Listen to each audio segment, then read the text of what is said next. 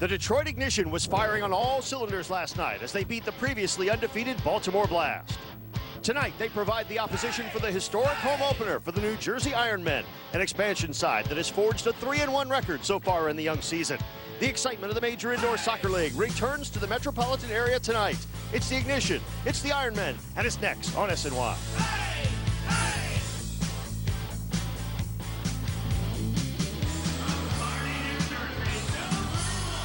Live from the Prudential Center in downtown Newark, New Jersey, the Major Indoor Soccer League returns.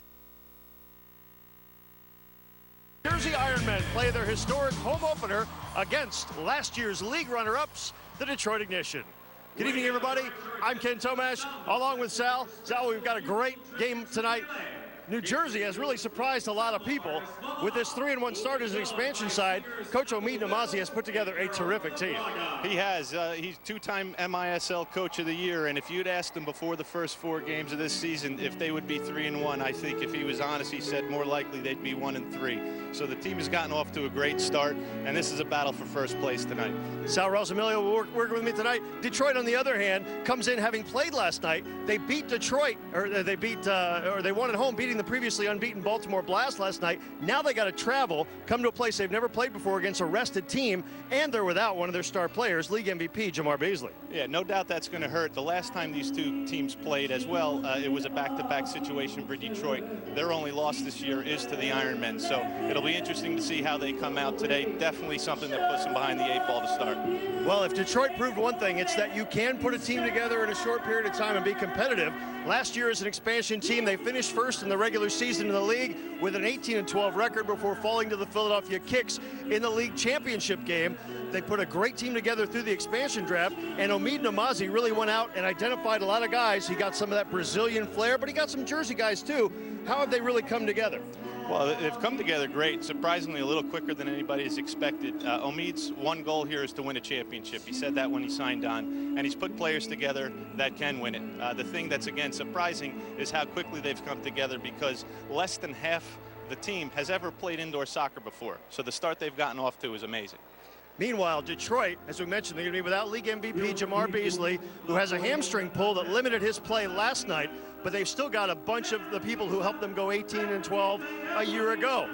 Whether they can come back on the second night of a back-to-back against a really tough and really fired-up New Jersey squad is something that we're going to have to see. A little bit different look for the MISL this year, as we have 9 franchises in the U.S. and Mexico, with the addition of the Orlando Sharks, Monterrey La Raza, and these New Jersey Ironmen. And right now, it looks like the Ironmen are the best of the bunch. Well, the Ironmen for sure, Detroit Ignition, Baltimore Blast, and the Chicago Storm, all with 1 loss. So I think it's going to be very competitive the entire time. And even though Detroit is without Jamar Beasley, there's no lack of stars on that team. You got Everton, Ricardinho, Jonathan Greenfield, plenty of stars still to come. And the Ironmen, I hear, might be without Kevin Sloan, one of their top players as well. This obviously a battle for first place in the league tonight. It's very competitive. As you said, 9 teams in the league this year. 6 of them will make the playoffs, but it's going to be all important to go after those first 2 spots, because they'll get first-round byes into the playoffs. It's going to be a huge night here tonight at the Prudential Center in downtown Newark. The great Pele will be making an appearance shortly. He'll also join us at halftime, and a lot of people here in the Newark area are really fired up about the return of indoor soccer. Yeah, the place is rocking. We'll see later on. It's going to be a full house, 18,000 strong. Everybody's excited. The game is being delayed right now because there's all sorts of stuff going on in the field that you can probably hear in the background. Very exciting. There's a late arriving crowd that we're just trying to fill everybody in and get them into the seats. But some people to look for the Ironmen. We talked about some of the Detroit players. There's certainly no lack of stars with the Ironmen team, led by Tony Meola. I feel the all-time greatest goalkeeper the United States has ever produced. How has he adjusted back to the indoor game? You know, he began his career obviously in Buffalo in the NPSL before he joined Major League Soccer. Now he's come back home and come back indoors. How's he made that adjustment? He's a professional. You know, for him, goalkeeping, this game is kind of made for him at this point in his career. Goal's a little bit smaller. He fills the goal extremely well. What I mean by that is there's no holes in his game. He covers upper corners, lower corners, everything extremely well. He's really brought a professional attitude to the team. The Ironmen are lucky to have him. I think it was a tremendous signing because they have a lot of young players, but his professional experience has really helped bring them together, and especially the defense. You know, Omid Namazi was Defensive Player of the Year in his day and has won a championship as a player and as a coach, and he knows championships are won with defense. And Tony Meola has done a great job in shoring up that defense, as a lot of these players, half of them have never played indoor, as I have mentioned, and none of these players on the roster have ever played indoor soccer together prior to these last 4 games. So there is a little bit of a learning curve to deal with, but it's fortunate for Coach Namazi that he has a leader like a Tony Meola. Now, this team has had 2 weeks off since its last game. What have they been doing in that time? Well, they've been working on some of the things that they've been struggling with. One against the 6th attacker, which I think the Ironmen are hopeful we see later on in the game, because that means they'll be winning. Without further ado, let's go down to the field for the pregame ceremonies. Boys and girls, at this time, please welcome the owners of the New Jersey Ironmen, Jeff Vanderbeek and Michael Gofillin. With Sunil Gulati, President of the United States Soccer Federation, and Steve Ryan, Commissioner of the Major Indoor Soccer League.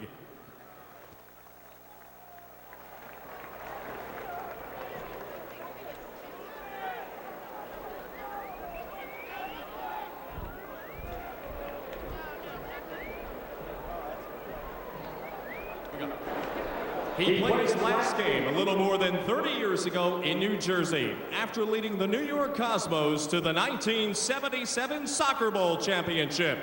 He led Brazil to 3 World Cup championships and scored an astounding 1,281 goals in his remarkable career.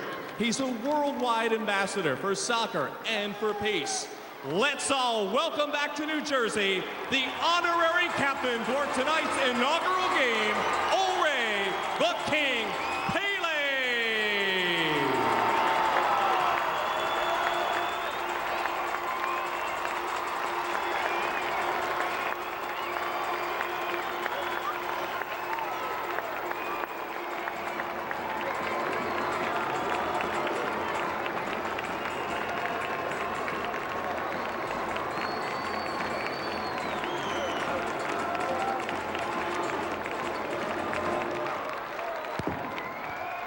Thank you. Obrigado, muchas gracias. Es una alegría muy grande para mí estar aquí. I feel very happy to be here in this moment. It's like I was, one of the players from today. Thank you for your love. Muchas gracias por todo el amor, por todo el cariño. Y yo espero que este estadio aquí traga mucha alegría a todos ustedes y que tenemos muchos excelentes juegos aquí. I hope everything we get here will be a very nice show, very nice game. And then thank you very much for the beautiful welcome. I love you all. Te amo. Muchas gracias. Muchas gracias.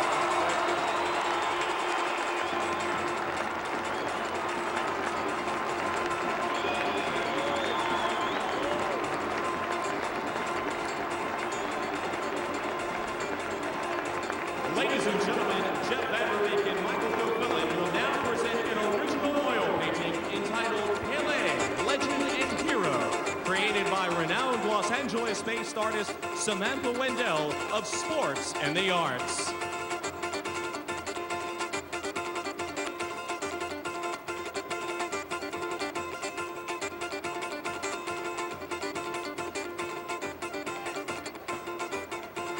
And now the portrait.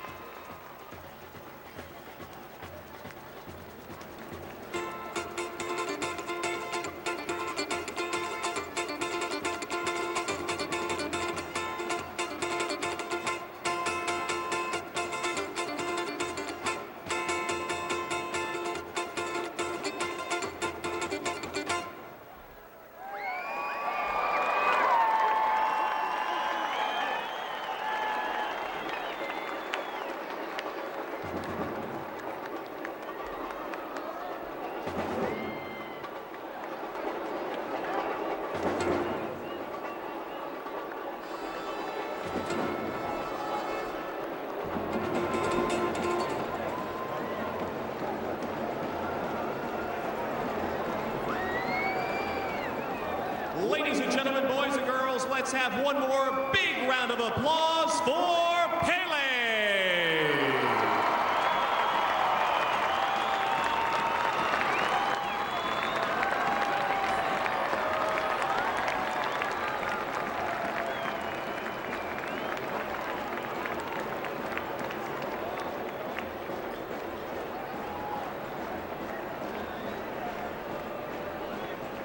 Ladies and gentlemen, boys and girls, at this time we ask that you please rise and remove your hats as we honor America with the singing of our national anthem. Singing the anthem this evening from Newark Arts High School, please welcome Rendition.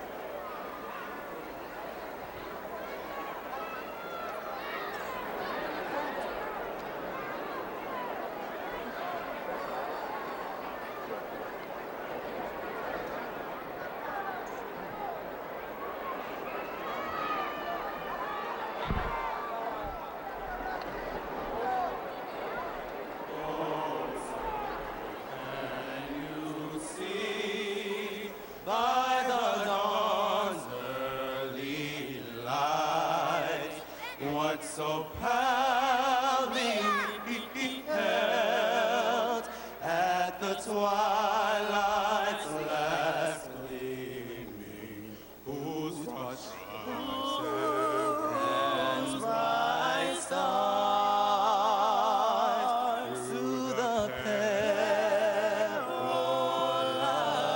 fight o'er the ramparts we were so gallantly streaming, and the Rockies' red glare, bubbles bursting in air, gave proof through the night that our flag was still there. Oh, say does that star-spangled banner yet wave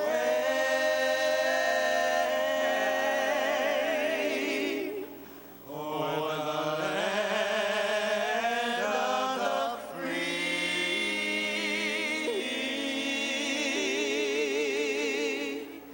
and the home of the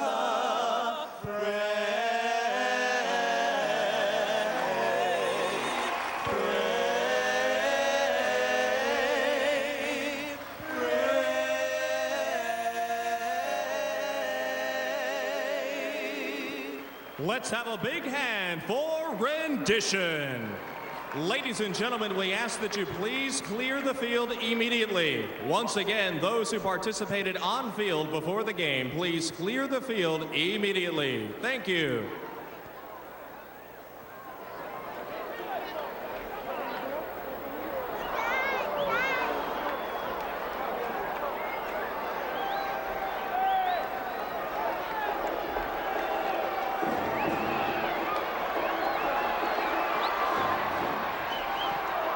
Well, it's a festive and historic night here at the Prudential Center in downtown Newark. And the fans are all fired up by the appearance of Pele and for their first home game for their new indoor soccer team, the New Jersey Ironmen. They're trying desperately to clear the field, but I don't know. Sal, you tell me. I think that man has drawn a crowd everywhere he's been for about the last 50 years of his life, so they're not going to get to start this thing anytime soon with all the people that want to just be near him. That's exactly right. I mean, I saw a few people jumping over the boards to try to touch him.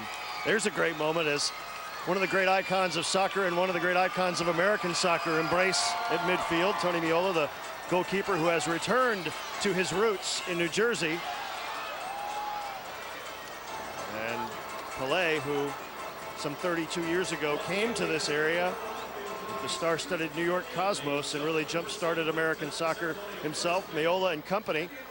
John Harkes, those guys, Eric Winalda, picked up that torch and carried it the rest of the way. And if they hadn't, we wouldn't be having this conversation here tonight, but we wouldn't be playing in great arenas like this and watching outstanding soccer, both indoor and outdoor, in this country. The ceremonial first kick. And who wouldn't want to say that they... You think he's going to let him score? Who wouldn't want to say that they caught something that Pele had kicked. Tony Meola did the honors, and another scrum as people try to make sure that they're in this picture. It's opening night in New Jersey as the New Jersey Ironmen face the Detroit Ignition in major indoor soccer league action. Pele will not be the only star in the building tonight. Both of these teams are fired up and ready to go, and we'll be back with lineups in the kickoff after this. Stay with us.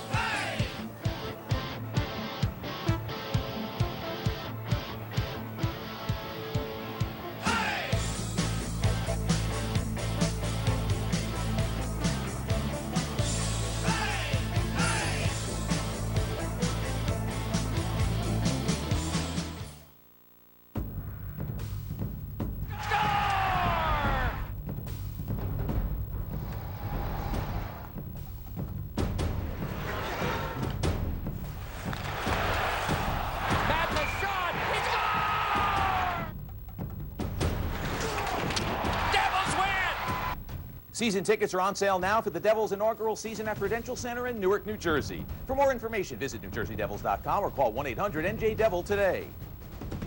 This Friday, get ready for fast, explosive, non-stop action. A goal to score. Major Indoor Soccer League.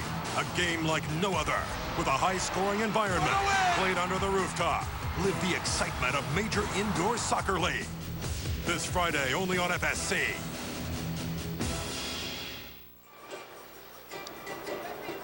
Back at the Prudential Center in downtown Newark, ready for kickoff between the New Jersey Ironmen and the Detroit Ignition. Ken Tomash along with Sal Rosamilla tonight. Here's Tony Meola, just one of the stars on these two teams. He will have Lazo Alavagna, Donald Gray. In front of him, he'll have Juninho da Silva in the midfield, and Sean David and Federico Mugin up front. Danny Waltman, meanwhile, is the goalkeeper for the Detroit Ignition, who, as we told you, played last night and beat Baltimore at home. He'll have Matt Johnson and Drew Callahan in front of him on defense to start the game. Mike Apple, the target man up front. Zé Roberto in the midfield. And Ryan Mack, the other midfielder. Ken, in talking with head coach Omi Damazi of the Ironmen, he stressed the last 2 weeks at training getting off to a quick start for the Ironmen, because in their 4 games, that's been a bit of a problem. They're underway. Detroit in the white jerseys with the black shorts, attacking from right to left. This is Drew Callahan clearing it out of his zone. And the Ironmen are in the kind of reddish and orange tops and the white shorts. This is Zé Roberto, one of many Brazilians we'll see tonight for both of these teams. Zé Roberto plays it up to Mike Apple. Apple, toe poke, trying to get it over to the far side, but it's cleared away by Lazo Alavagna, the Ironmen's captain. Here's Matt Johnson, a little tricky in the back. He'll play it nicely off the board. Zé Roberto will clear, not quite as well as he wanted to. Ryan Mack has his pocket picked by Juninho at midfield. Juninho plays it back to Gray. Again, if you're not familiar with the indoor game, 5 field players and a goalie on each side, and they will change on the fly, much like hockey. So we'll see players running in and out. They'll play short shifts, 45 seconds to a minute. Here's Gary Brooks over in the far corner. Brooks looking for Daniel Antoniuk down low, but Zé Roberto playing tough defense on him, and Zé Roberto comes away with the ball. To Callahan. Drew Callahan is the Ignition captain. I think the Ironmen are hoping to have Waltman, the goalkeeper for the Ignition, with the ball at his feet often tonight, and I think they're going to try to exploit that if they can.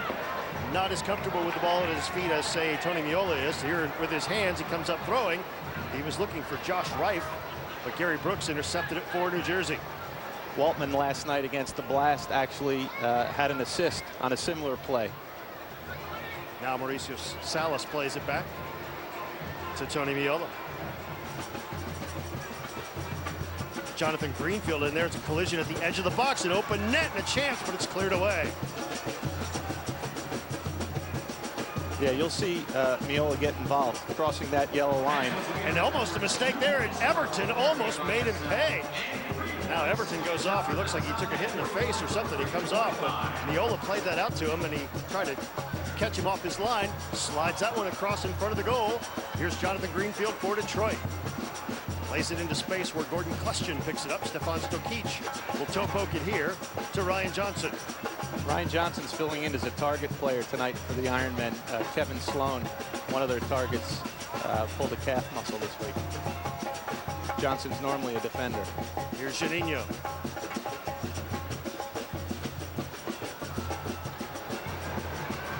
Sends it across. The shot is saved by Waltman. Great save, good start for Waltman. Mujin with the big shot. Another Brazilian. Now there's a scrum down to the corner as everyone tries to get that ball out of there. And Josh Reif has it now for Detroit. Out to midfield where it's picked off by Mateus dos Santos. Well, 3 minutes in, and we've already seen 2 great chances, one for each side.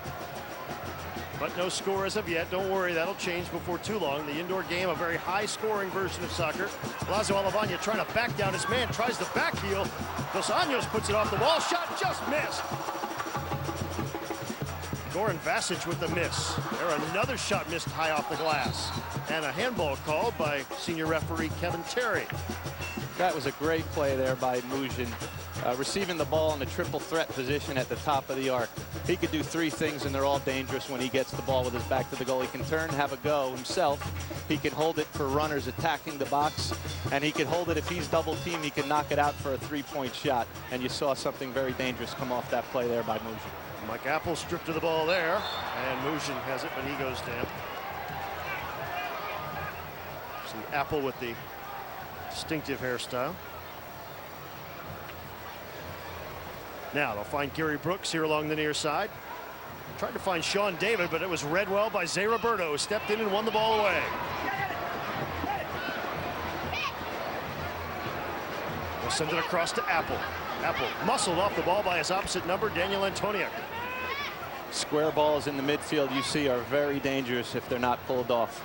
Counterattacks are. Now Detroit will play it back. That was Nate Kraft, member of last year's all-rookie team, going back to Waltman. Now they play it up to Ryan Mack. Mack with Alavagna on him. 2 former Indiana University players going 1v1. Mack sends a left footer off the glass. Antoniuk will have it in the far corner. And Meola, there we see, he's very comfortable with his feet. But Francois picks it off for Detroit. Now it's Ryan Mack with some space. Francois just inside. He'll have a go and miss wide right. Drew Callahan played it nicely to himself back off the boards. His shot is blocked by Gary Brooks. Ironmen need to start finding their marks in the defensive third. It's a must to play man-to-man defense, and right now they're starting to scramble around. No score, less than 5 minutes in. Danny Waltman now, the ignition keeper, with the ball at his feet to Drew Callahan, and that shot goes off, or his attempted pass goes off Ryan Johnson and out. A lucky bounce for Detroit. 10:09 to play, first quarter. Live from the Prudential Center in Newark, it's the New Jersey Ironmen's home opener against the Detroit Ignition here on SNY. Here's Stefan Stokic for New Jersey to Ryan Johnson. Lays it off beautifully in front, nobody there. Stokic was there actually, but the problem was too many people were there. Johnson with a right footer off the boards, cleared by Matt Johnson. Everton heads it back in for Detroit to Ricardinho. Ryan Johnson will try it again, but he's got company down in that corner. Tries to get between Drew Callahan and the board. Stokic has it now for New Jersey. Gordon Question toe pokes it over to Matthew Mayer. You see the Ironmen able to change here on their possession. Detroit was not. They've been on too long, and the Ironmen are going to look to try to exploit that with some fresh players now. But first a whistle here, and Kevin Terry steps in to try to restore order as things may have just gotten a little bit heated. There you see Matthew Mayer. He's another Jersey guy from Cape May. Yeah, we mentioned before Ryan Johnson's normally a defender for the Ironmen, but he was the leading goal scorer career-wise for his college, so he's certainly capable of playing up top. Oregon State, where the Jamaican went to college. Nice tackle there by Drew Callahan. It's intercepted, though, by Dos Anjos. Gordon Vasic misplayed that one. Here's Asadpour, and he is fouled there. It'll be a free kick as Vahid Asadpour gets tripped up there and fouled. Free kick. A little bit farther out than you'd like, but... Well, with Ricardinho on the field and on top of this ball with Everton in the box, this is certainly in a dangerous enough area. Ricardinho slides it across. Callahan off the mark. Quickly clear. Dos Anjos is stripped of the ball, though. Taken right back by Kleshin for New Jersey. Here's Juninho on the run. Mujin with a shot off the boards. Callahan has it on the far side for Detroit, but he's marked there by Gordon Vasic. You see pressure. Both teams are really ramping up the defensive pressure, Sal. There's a lot of wall-to-wall and end-to-end defensive pressure. You can't be effective in the indoor game if you're not high pressure all over the field. That's why 45 seconds at a time is the most they should be out there.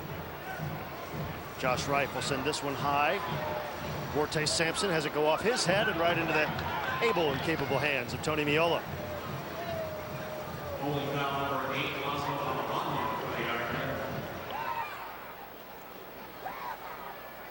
We see Detroit is in white and the New Jersey Ironmen in red and Tony Meola in all black.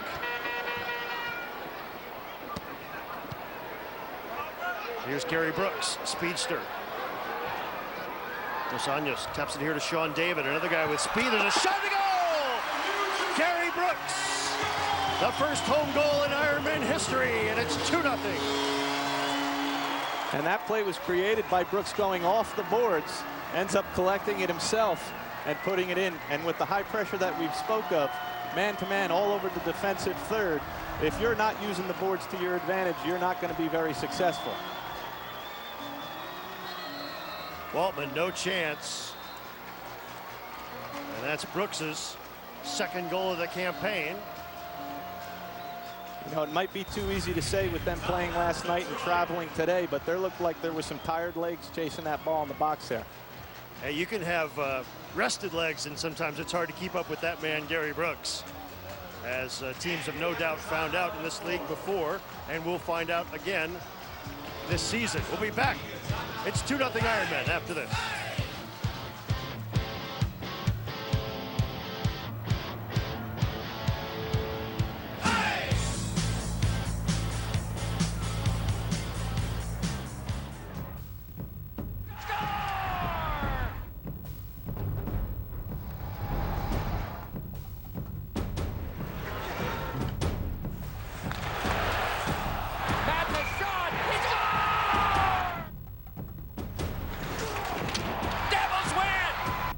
Season tickets are on sale now for the Devils' inaugural season at Prudential Center in Newark, New Jersey. For more information, visit NewJerseyDevils.com or call 1-800-NJ-DEVIL today.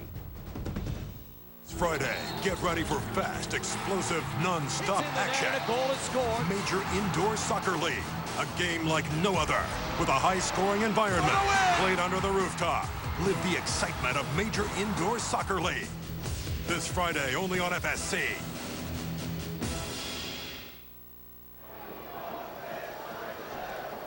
New Jersey leads it 2-0, and if you're wondering, they only scored 1 goal. How do they have 2 points? If you're new to the indoor game, natural goals are 2 points, but as you'll see a 3-point arc. You see it there. Anything from outside that 45-foot arc is a 3-point goal. So we have 2 and 3-point goals tonight. That one by Gary Brooks was a 2-pointer, and that's why the New Jersey Ironmen are on top 2-0, about halfway through the first quarter of play.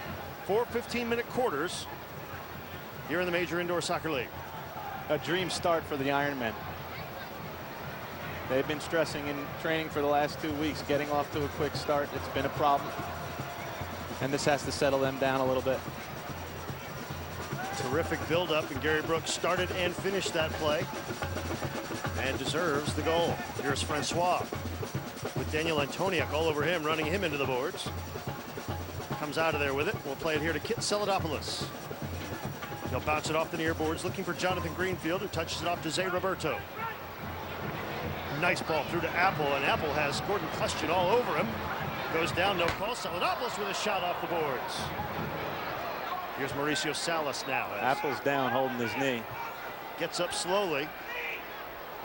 This is a new turf here, obviously, but there are boards underneath it and ice underneath that. The New Jersey Devils played here last night. We got another handball called, and Ryan Johnson can't believe it, but Kevin Terry whistled him for it. But yes, Mike Apple, who has played this indoor game for a while, but when you played the night before, again, and the travel and everything else, it can take its toll on you, especially when you're getting hammered the way he was down in that corner. And he was the Ignition best player last night against Baltimore. 2 goals, really a dominating target. Nate Kraft plays it back to Danny Waltman. Kraft with Johnson on him. And Ricardinho had his pocket picked by Juninho, and now he's fouled from behind, and that'll set up a free kick for New Jersey. Just outside the yellow line, which is 50 feet from goal. And here's where Goran Vasic stars, Sal, right? Yeah, he's an indoor veteran of 11 seasons, and he's going to be on all restarts as much as he can. And you'll see he can hit it from here, but really what he's going to try to do is set up Juninho with a right-footed shot in the center of the goal, or Gordon Klishkin along the boards here, who's left-footed. He's also got Donald Gray as a target. Oh, trying to get it over to Gray. It was intercepted. Vasic with the left footer. Kicked out of there by Matt Johnson. So that set piece goes awry. New Jersey still leads it 2-0. It'll go over the head of Assad Pour down in the corner. He draws a crowd as well. Klishkin gives him a chest bump. Out to Matt Johnson. Juninho right now is marking in the box on Everton, and I don't think that's a matchup the Ironmen really want. Everton is a big, strong player, a goal scorer. Here's Ricardinho, a guy just like that, down to Drew Callahan. Definitely played off the boards, but Meola comes out to clear. You will not see Tony Meola just stay back in his area or on his line, will you? No, he's very comfortable coming off his line, and as an indoor goalkeeper, that's a huge advantage for the Ironmen. Well, remember, in his high school days, he played goalkeeper for a couple years and then switched to forward as a senior and scored 33 goals. I had a good view of those 33 goals. It's a Carney guy just like yourself. Here's Sean David. Almost run into the boards over there. Stops and turns on a dime, and you see the skill that led Omid Namazi to go and get this guy as his first acquisition, Sean David. His shot went high and wide, though. Tremendous indoor player, Sean is. Here's Doug Rice now on the far side. His right-footed shot comes off the glass, and Meola played that one as if he'd been playing the indoor game his whole life. Just came right into his hands. Again, positionally, Meola was one of the best outdoors, and it took him about 3 days, 3 practices to get the angles down on the boards. Rife trying to get that one away from Mauricio Salas, who plays it back to Lazo Alavagna. Salas now, as the pace has slowed just a little bit. We've got 4:12 to go in the first quarter. The first 6 or 7 minutes of this one were really played at a high pace. Now it's slowed down just a touch. The Ironmen don't mind it being slow as long as they're in possession of the ball. With the Ignition playing last night, if they can possess and have the Ignition chase, this is a game that's going to set up well for them. Morte Sampson took too much time there, and he was dispossessed, and Alavagna flicks it out here. Stefan Stokic, who's got some space to run. Mujin send that one across. Zay Roberto got all 5'7" of them got the head on that one. You see Morte Sampson heading off to the bench. We haven't seen Apple come back yet, and that's going to be a real problem for the Ignition if he's not able to. He's got ice on that right knee on the bench. Celadopoulos with a shot and a save by Meola. And he corrals the rebound. Now he'll distribute long. Chested by Juninho. For those fans sitting in the area where there is no glass in the first row. And that one is sent high and over the glass by Lazo Alavagna of New Jersey. It'll be a kick-in for Detroit. Now, that may have looked like it was just a lumped-up ball, outdoor type soccer, but that's actually a strategy that indoor teams are going to play. That diagonal ball deep into the corner boards towards their target. It was a little high there. There you see Mike Apple, who left a few minutes ago after a collision down in the corner and has ice on his right knee. I told you he scored a couple of goals last night in their win at home over Baltimore. And that's a big part of their game. Yeah, with Beasley already out and not a factor for tonight's game, this is Apple needs to get back for the ignition. Or they need to find somebody to step up. They've got, obviously, Ricardinho and Everton can both score, but they can't play the entire game. Here's Dos Anjos. Can he get away from Celadopoulos? Yes, but Francois picks it off. Gary Brooks will send it back to Kleshin. Ricardinho looked surprised as that ball stuck to his instep. Plays it to Celadopoulos. He'll go off the boards in front, and Meola just falls to his left and comes up with that one. Again, seeing 8 yards off his line really kind of make it easy for the defense. A lot of goalkeepers in this league will stay between their posts where they're a little bit more comfortable, and that would have been a dangerous ball off the boards. Great ball by Ryan Johnson looking for Lazo Alavagna, who could not control it. Ricardinho. Play it back to Vahid Asadpour. Now Jonathan Greenfield up to Ricardinho. They'll play it long, and the only one there is Tony Meola.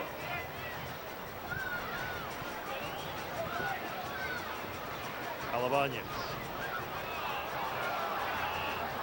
Asadpour with a shot that goes off Meola's hands in front. He has to pounce on it right on the feet of Jonathan Greenfield, and he comes up firing. The transition by New Jersey. Mujin tried to get that one down in the corner, and we've got a whistle. Well, there's been 2 or 3 giveaways by defenders for the Ironman, and so far it hasn't hurt them, but they can't keep giving up chances like that. Ignition are too good, and eventually somebody's going to make them pay. Free kick for New Jersey.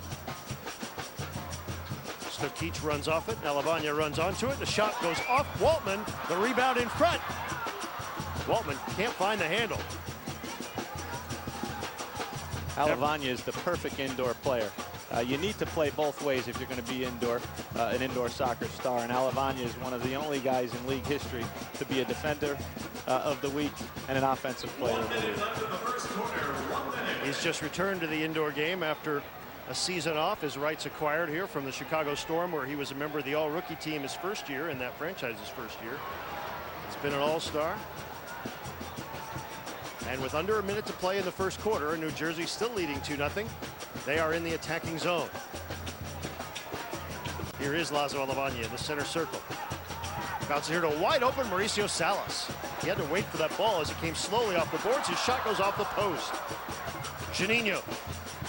He's taken down before he could get the shot off. He's reached foul called, and that's going to be a 2-minute penalty. Noel Kenny is going to send Nate Kraft to the penalty box, it would appear. And that would put New Jersey on the power play. I saw originally it looked like he pulled out the card. Yep, he's just slow and Kraft going. here grabs him, pulls him down, and Kraft will go off. So it's our first penalty of the night, and it comes with 35.5 seconds to go in the first quarter. And this is a dangerous spot here for a restart. This is more like where Vasic likes it. You see Ryan Johnson setting up for a left-footed shot here. Antoniuk at the back post. So Detroit will play a man down for the next 2 minutes unless New Jersey scores in that time. And it will carry over to the second period. New Jersey 5 out of their first 9 power plays in the first 4 games of the season. They've got plenty of targets here. Gordon Vasic on the restart. I'll look for a chip across the penalty arc to Alavagna at the back post. Antoniuk is in the area as well. We will not begin again until Kevin Terry whistles that it's all right to continue.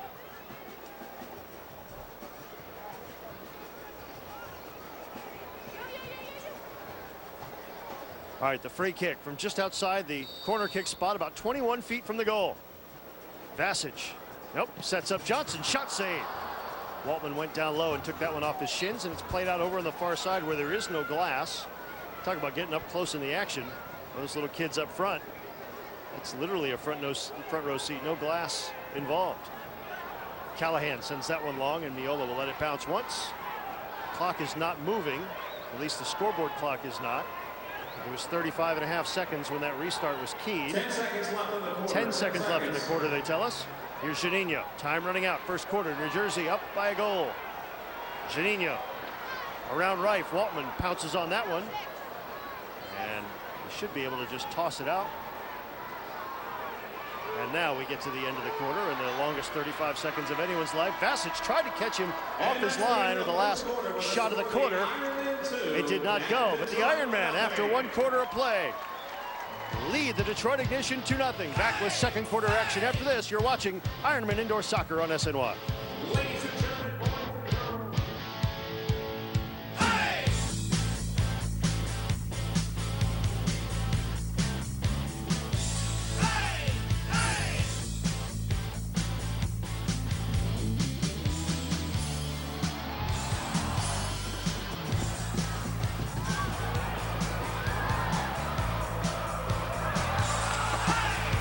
The SNY Spotlight shines on Pedro Martinez for an exclusive interview, getting serious on the mound.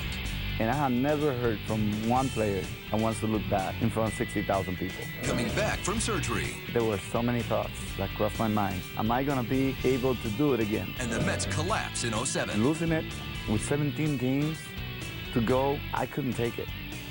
SNY Spotlight Pedro Martinez, Monday at 7 p.m. only on SNY. Get your New York sports here. Jets Extra Point, presented by New Jersey Lottery, breaks it all down for you. Every week this season, join Brian Custer, Greg Buttle, and Ray Lucas in the SNY studios. It's a recap of our previous game. If your big hogs are eating up front, that means the running backs got a lot more further to go. And a preview of the week ahead. That's what they have to do, get those linebackers going and aggressive to the line of scrimmage. Jets Extra Point, presented by New Jersey Lottery, Tuesdays at 6:30, only on SNY. Get your New York sports here. Listen, I know you're upset, but it was just one date. And dating's like the stock market. There's ups and downs and ups.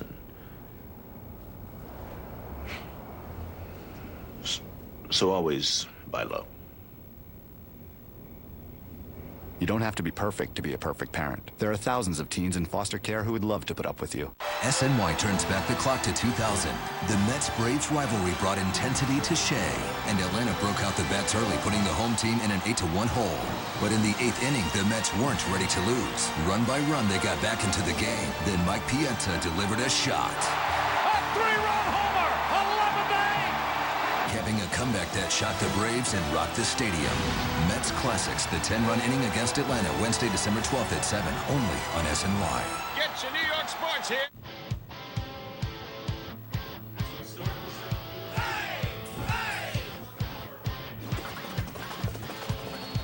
15 minutes in the books, 2 points on the board from a Gary Brooks goal, and the New Jersey Ironmen in their inaugural home opener lead the Detroit Ignition 2-0. And now New Jersey in red will be attacking from right to left. Ken Tomash and Sal Rosamilia with you tonight here on SNY for this historic night in downtown Newark at the Prudential Center. Alavanya off to Goran Vasic. Again, New Jersey is on the power play. Nate Kraft hit for a 2-minute holding penalty late in the first quarter, and so it carries over. Detroit is down a man, while New Jersey looking to cash in on their 10th power play chance of the young season. Antoniuk in front, left-footed shot goes high and wide. Juninho flicks it back over his head. Mauricio Salas gets that one away from his man, and he uncorks one that goes off the wall. And that one will be played over the glass, and it will be a kick in for Detroit. So they've taken a little bit more time off of that power play. If Salas gets a ball on his left foot like he just did there, anything close to that yellow line is in a dangerous spot for him. 40 seconds left in the penalty, and 14-14 remaining in the first half. This is Drew Callahan. We're going to try to kill some time. Just knock the ball back into New Jersey's end, and now 30 seconds to go in the penalty. Juninho across to Vasic. Finds Mauricio Salas. His first touch betrayed him. Here's Alavanya from the yellow line. Down in the corner. Salas is there, and Waltman is there to grab that one. Waltman's done a great job keeping his team in the game. Jonathan Greenfield now. Detroit shorthanded for the next 7 seconds. Shot goes off the wall. Will bounce here to the near side. Kraft is set to get sprung, and he does. We're back to full strength as the first power play of the night does not result in a goal. Meola calls Alavagna off on this one. And now he'll distribute here strongly to Juninho on the near side. To Mayer. Now Meola directs traffic.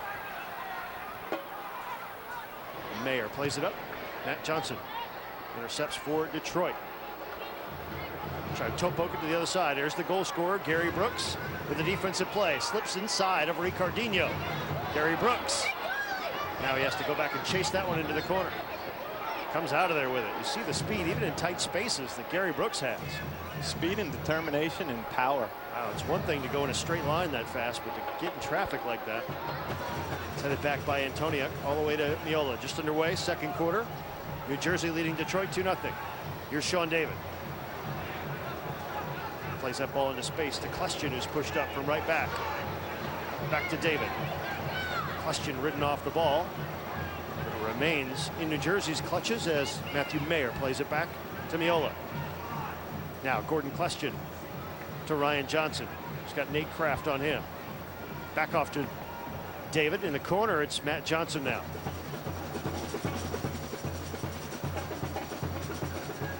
Ricardinho for Detroit. He goes down.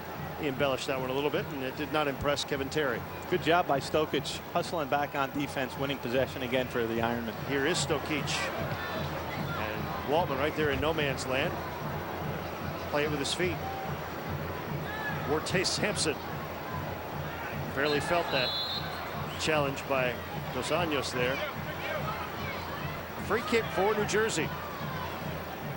If this is your first indoor game that you're watching, you've already noticed that there's a lot more pushing and upper body contact that's allowed in the indoor game that you don't normally see get away with in the outdoor game. Salas can hit this from here, and you see Detroit's deciding to put two men in the wall, which I think is a good idea because one wouldn't have done it. Oh, and Salas waited too long. He's only got 5 seconds to take the free kick, and he waited too long. And Kevin Terry nailed him. Goes back the other way, and now we've got a foul called as Juninho goes down, and he won't make the same mistake twice, I'm guessing. He won't wait long enough. He won't wait too long on this restart. No, and Sampson's a big guy, but he can't feel comfortable right now standing that close to Salas with his left foot. He's got a buddy to help him out, but Salas runs up on it, plays it softly. Dos Anjos with a left-footed shot and another save by Waltman. Ironmen have done a good job in getting their chances on goal, and Waltman's done a great job in stopping. Except for the one by Brooks that was a tough shot. Would have been tough for anybody to stop. Here's Juninho in traffic. Alavagna posting up on his man. Callahan for Detroit. That's a triple threat position there that Muzhin is very good. Getting the ball with his back to the goal, turning, having a shot himself, or laying it off for runners going through, as you saw there. Juninho. It's fouled there and taken to the ground by Abraham Francois. He's gotten up close and personal with this turf about 6 times already today. And a couple times I think the referee thought it might have been a dive. Meola now after the unlucky bounce by New Jersey that went off of referee Kevin Terry. Plays it to Gary Brooks. Brooks knocks it long. And will it stay in the yard? No, knocks the corner flag off. Don't see that very often. It'll be a goalkeeper distribution for Danny Waltman. With 10:44 to play in the first half. That's knocked off, and Alavagna not pleased with the call. Thought his team should have gotten that one. And guess what? They did. Referee having a chuckle there, pointed the wrong way. Alavagna knocks it into the corner. Muzhin backing down on Francois, and that one sticks right between the ankles of Danny Waltman. Ironman head coach Omid Namazi thinks Muzhin is a future all-star in this league, possibly this year. Another Brazilian. And here is Francois. A lot of international flavor to both of these two teams. Jonathan Greenfield with the ball now is from South Africa. Forte Sampson trying to fight for it there, is from Liberia. And here is the Brazilian Zé Roberto trying to get it on his right peg, but it comes off that shelf and right into the hands of Tony Meola from Kearney, New Jersey. Off the head of Francois, and it will stay in. Gary Brooks is there, the Jamaican. Lazo Alavanya. Alavanya with a big right foot, didn't miss by much. Matthew Mayer now battling over in that right side for it. Antoniuk comes over there as well. The two big players going at it, and the foul called on Forte Sampson, who was red carded the last time these two teams played. He and Lazo Alavanya both shown the door in that game for rough play. And it'll be a free kick for Sean David.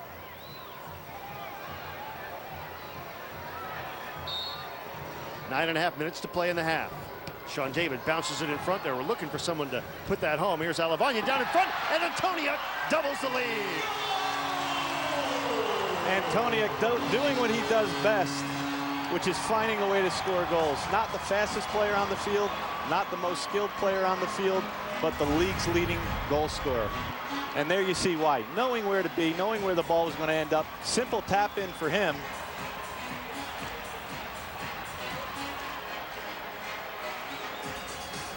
And again, nothing Waltman can do about it. The two goals that the Ironmen have scored, he's had no chance at.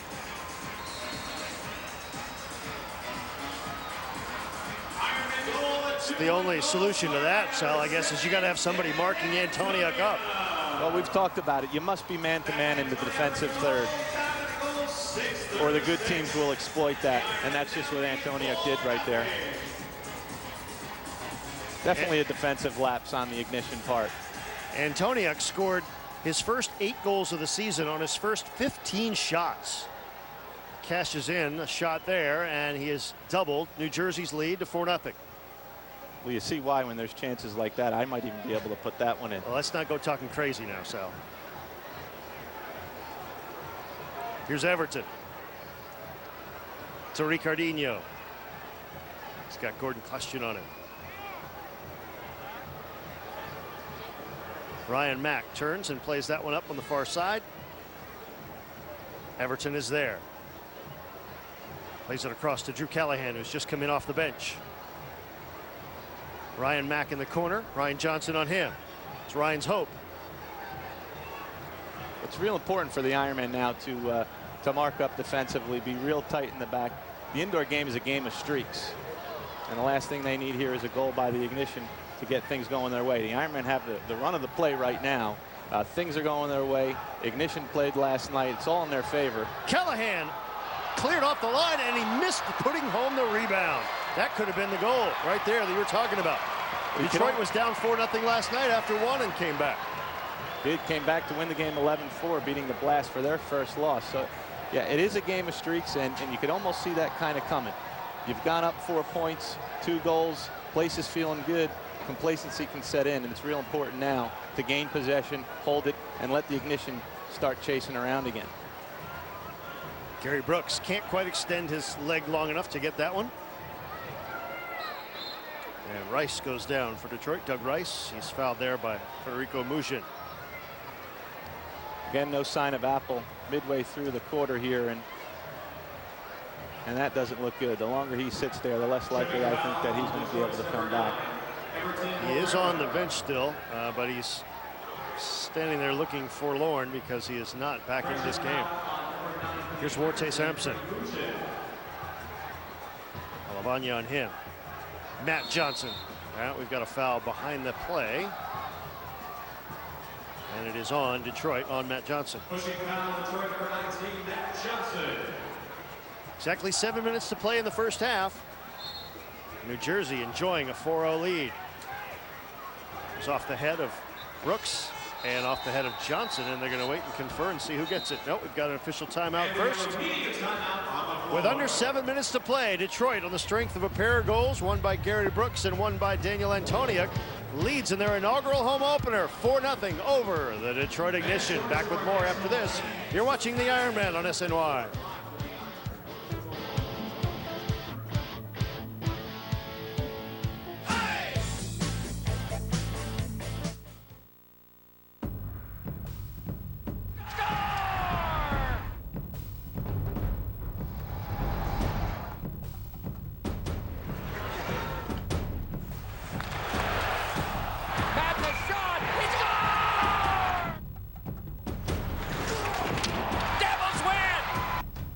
Join the Devils in their inaugural season at Prudential Center in Newark when they face the Thrashers on December 2nd at 5 and the Bruins on the 5th at 7. For tickets, visit NewJerseyDevils.com.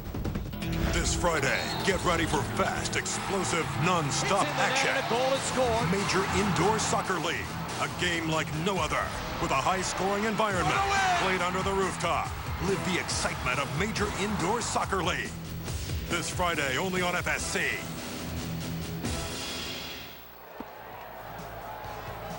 Back in New Jersey, where the homestanding Ironmen lead Detroit. It's actually 4-0 here with 7 minutes to go, just under 7 minutes to go, and a little Brazilian flavor to this game, not only for the Brazilian players on the field, not only for an appearance by the great Pele before the game, but also for the samba dancers in one end zone, and all the youth players from around New Jersey who've come tonight with their folks, and a lot of fans. And as you know, Sal Rosamilia, a lot of folks who haven't seen indoor soccer played at this level in this area for many a year have turned out to embrace their new team. First indoor game in a long time, and for a lot of these people weren't even alive when Pele was born, but didn't stop them from coming out and being very excited. There's a restart for New Jersey. Lazo Alavagna sends it all the way across, trying to set up his man. It's knocked down into the corner. Celadopoulos had to go off his head, and Waltman had to pounce on it. Like Federico Mujin came up with a little rug burn on his elbows. He checked that one out. He's been real close all night to finding the back of the net. He's sniffing it. Kit Celadopoulos, pressured by Sean David. He'll play it back to Danny Waltman. As Detroit, last year's league finalists, down 4-0, 6:22 to go in the half. They spring Zé Roberto. What a shot, what a goal by the young Brazilian, Zé Roberto. And just a great play by Sampson. Given too much space along the boards there, though. You can't allow him with his back to the goal to do what he just did.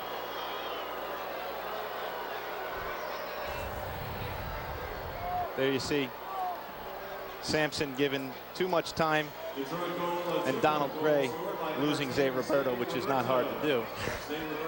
One touch, and Zé Roberto, who returned to the indoor game after some time off. He's been playing outdoors in Montreal and Vancouver, and now reunited with his former outdoor coach, Bob Lilly, who's the new coach of the Ignition. Cuts the lead in half at 4-2 at the 8:41 mark. That's his first goal of the season. Well, the second quarter has been Detroit's quarter all year. They're a +8 on the season in the second quarter. Mayer now. Trying to play that up to Antoniuk. Ricardinho is there, though. That's a physical battle down in that corner. And you see, not a whistle. It's allowed to happen in the indoor game. Letting them play. Detroit now on the attack. They've already got their first goal.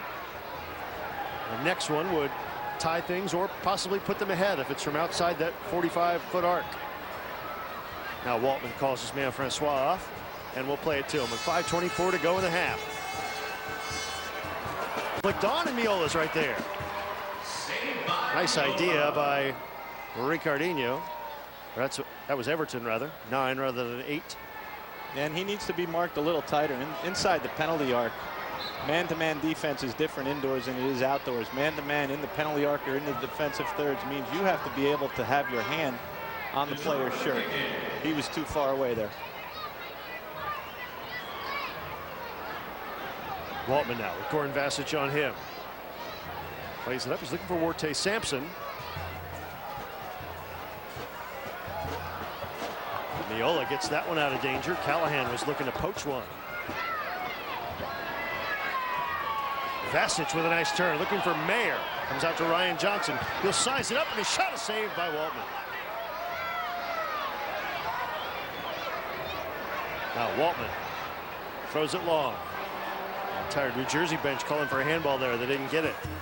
Zé Roberto slides that one down low. It's cleared off the boards by Gary Brooks. Here's Ryan Johnson, one against the world. Callahan had the angle on him and came in there to win that one. He's got to do something with it, and he does, finding Zé Roberto. Johnson's been out there a long time. He's got to look to make a change if he can. Zé Roberto. Up to Matt Johnson. Or Vasic popped it back out to Alavagna, but he's 1-on-4. Shot is blocked by Greenfield. He still chases it. And we've got a foul called there back That one, that's an elbow called by Noel Kenny. See Goran Vasic, New Jersey's leading assist man.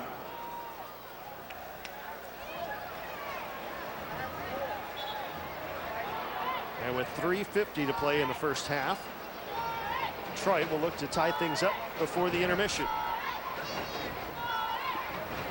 Will potentially go ahead on a three-pointer. Matt Johnson, he's the restart. Gary Brooks intercepts. Brooks and Zay Roberto collide here on the near side. And now Zay Roberto sends Brooks down. He maybe embellished that one a bit. Well, he got pushed in the back. He's holding his head, so I think you're right. Again, Zay Roberto only 5'7", and Gary Brooks 5'11".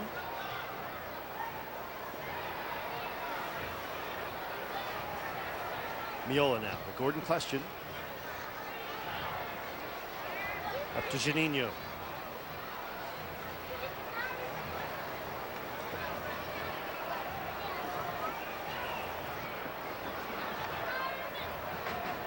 Now Meola has it back in front of his own yellow line. Jonathan Greenfield heads it back. Meola can't use his hands on that one. He'll play it here to the side. Quickly, Everton steps in and his shot goes wide, but Greenfield will be there to clean it up.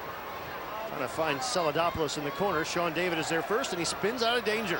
And watch him go. He's faster with the ball at his feet than a lot of players are just on a straight run. Sean David. His hips don't lie either. Question one touch, looking for Alavanya, who's looking to muscle in on his former teammate Matt Johnson. They played together in Chicago before Johnson went to Detroit in the expansion draft. And see Federico Mujin go down there. It was Mujin and not Alavanya. That was close to being a boarding penalty there. I thought he could have went with a blue card, a 2-minute penalty on that one. Again, a two-man wall for the ignition here with Salas on his left foot. If they went with a one-man wall in this spot here, he definitely would have had a shot at goal. Salas. He still might. Yeah. Went off a defender and out. It'll be a kick in now for New Jersey.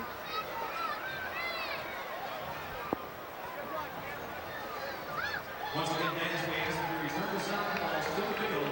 It goes way far on the stands. We get to see how good it are. Now a little closer, they'll do it again.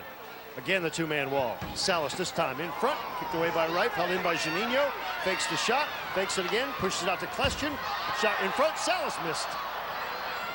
Mujin up to Juninho. Juninho gets it back. And he's tripped up there, and that is going to be 2 minutes.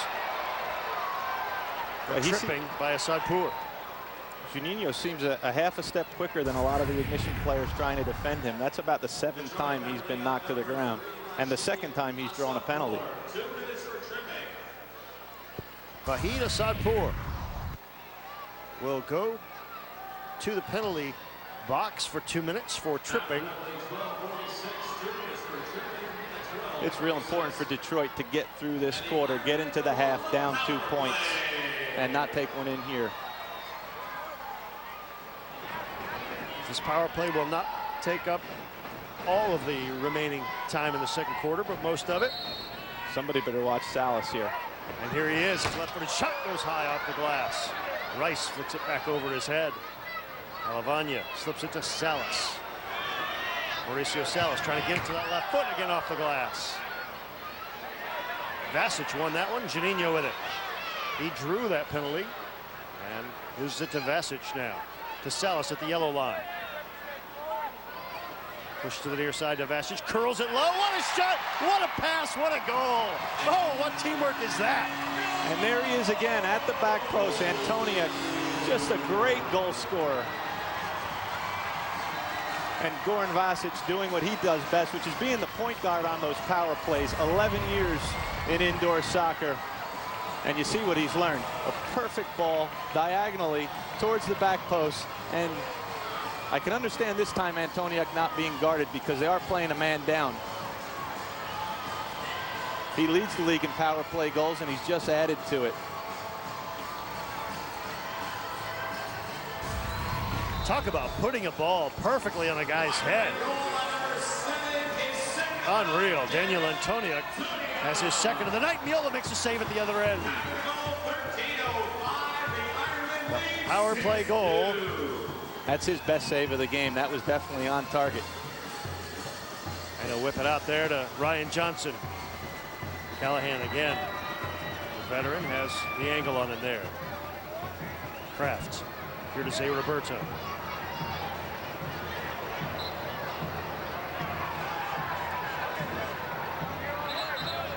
Pushing down Ironman number 11, Matt Mayer. Now Zay Roberto, as his team is now down 6-2, and they hope to get close to maybe tying it before the half. Got some work to do in the last minute 13 of this first half. Ryan Johnson flicks it here to Mauricio Salas. Salas with Callahan on it. Fights through. Waltman comes out with a 2-footed tackle, wins the ball away. You know, the way this half has gone, this quarter has gone, I think Bob Lilly will be happy to get in just down 4. Try to make some adjustments. They need to figure out a way to get a little bit more offense with Mike Apple being out, Jamar Beasley being out. So down 4 points, 2 goals at half is not anything they can't come back from. You mentioned Apple. He is on the bench. His right knee is heavily taped, and he was looking like he was limping, trying to give it a go, but I don't know if we're going to see him again. Talking about 2 huge parts of their offense, and Jamar Beasley was out with a hamstring, and if Apple can't return, they're going to have to rely way too much on Ricardinho and Everton. Time running out. First half, 25 seconds. Clock running. Johnson spins away from his man. He's 1-on-3, and he waited just a beat too long. Francois came in there in front, nobody there. Vasic came in trying to poach. Nobody there. Where's Antoniuk? And a few times tonight he has not been in position. And that will end the first half of play. Good one for the New Jersey Ironmen, as in front of the home folks for the first time in franchise history, they lead the Detroit Ignition by a score of 6-2. Back with halftime in an interview with Pele after this. Stay with us. You're watching the Ironmen on SNY.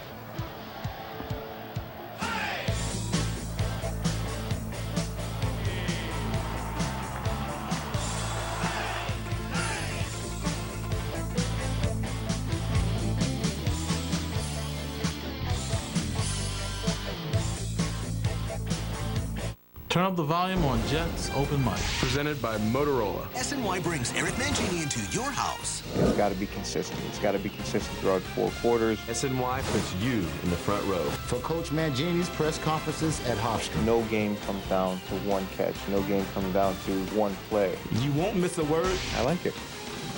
Making progress. You won't miss a thing.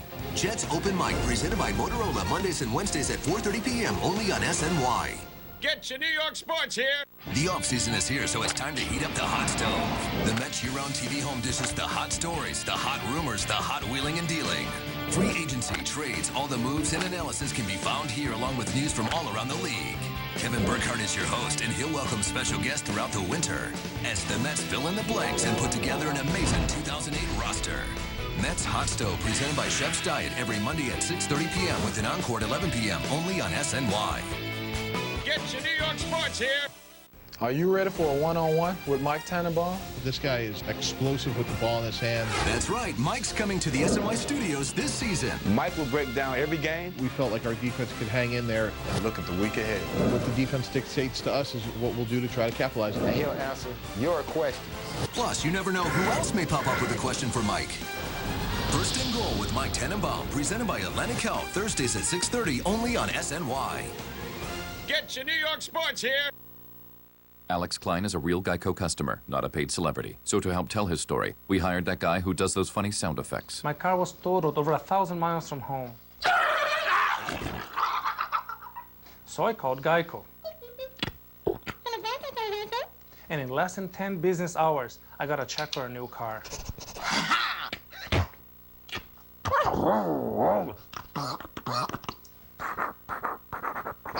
Geico, real service, real savings. Welcome to Verizon Fios. It's pure, undiluted movies, music, and sports.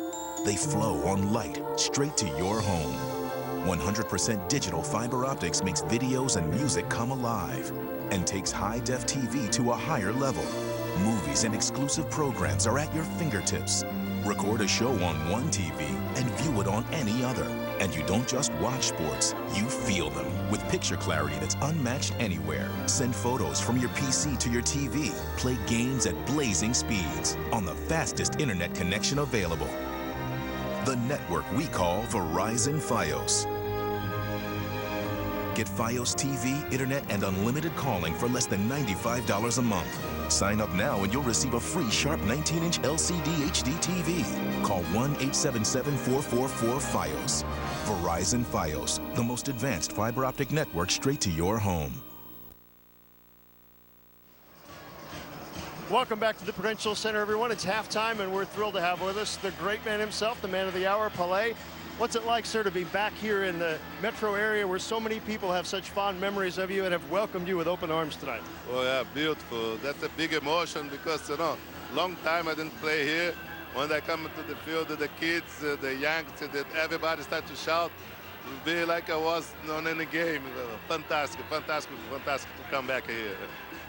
Pele, who have you enjoyed watching out here? I know Brazil is big with the futsal. Have you seen any players out here this evening that you really think are some exciting players?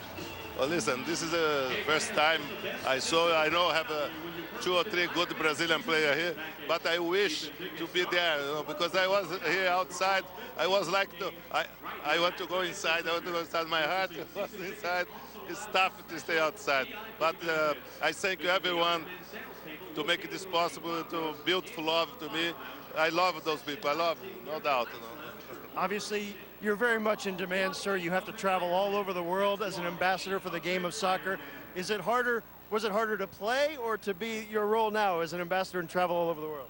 No, sometimes it's hard to travel all over the world. No, but I feel comfortable because I have the door open all over the world. As you mentioned before, to travel, I just come from Abu Dhabi. I was Abu Dhabi, I was in France, I was in New York. I came from Mexico yesterday. People love me. It's a hard work, but to keep the football as the best sport in the world, I do it. As you look back, Pele, now it's been 32 years. Obviously, you've won World Cups. You've scored over 1,000 goals. But as you look back over your American experience of coming here to this area and playing for the Cosmos, where does that rank in your life as far as excitement and interest? Oh yeah, to play a World Cup is fantastic. You know, I have a luck to play with the Brazil team 4 times and Brazil won 3. It's a big emotion, but the best emotion I have when I say goodbye from Cosmos here in Giant Stadium, with the full stadium, the people who shout, Pele, I love you, Pele, I love you. This is the most important than anything. Well, we love you too, sir, and we appreciate you stopping by. The great Pele, everybody. We'll be back with more at halftime. It's New Jersey leading Detroit at the half, 6-2. Stay with us.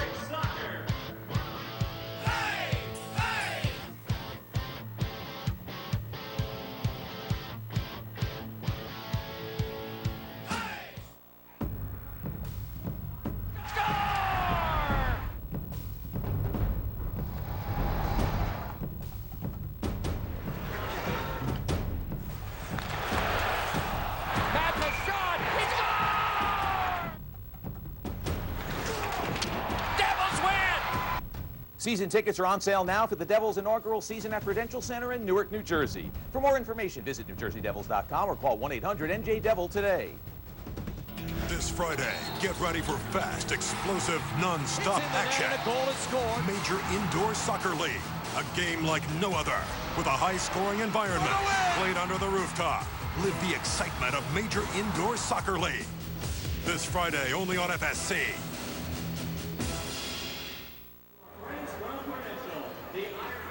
Halftime at the Prudential Center in downtown Newark with the homestanding New Jersey Ironmen and their inaugural home opener leading the Detroit edition 6-2. Let's look and see how we got to this point. It was a rough and tumble first half. As you look, New Jersey outshooting Detroit 10-4 in that opening period, in the opening half rather. We told you it was a rough and tumble affair. 17 fouls whistled between these two teams. And Danny Waltman forced to make 7 saves. Tony Meola only had to make 3, but a couple of them were big ones, and his team has the lead, leading Detroit 6-2 here in front of a big crowd in the inaugural game at the Prudential Center. Let's take a look at highlights to this point in the first half. As we look here, it's Gary Brooks getting the first goal of the evening as he beats Danny Waltman there. And after 1 quarter of play, New Jersey was up and they were rolling. They were up 2-0. They doubled that lead on a Daniel Antoniuk goal, the first of his 2 goals. And Zay Roberto answered to cut it to 4-2 before Antoniuk answered right before the half. When we come back, we'll have more from the Prudential Center at halftime with New Jersey leading Detroit 6-2. Stay with us. You're watching the Ironman on SNY.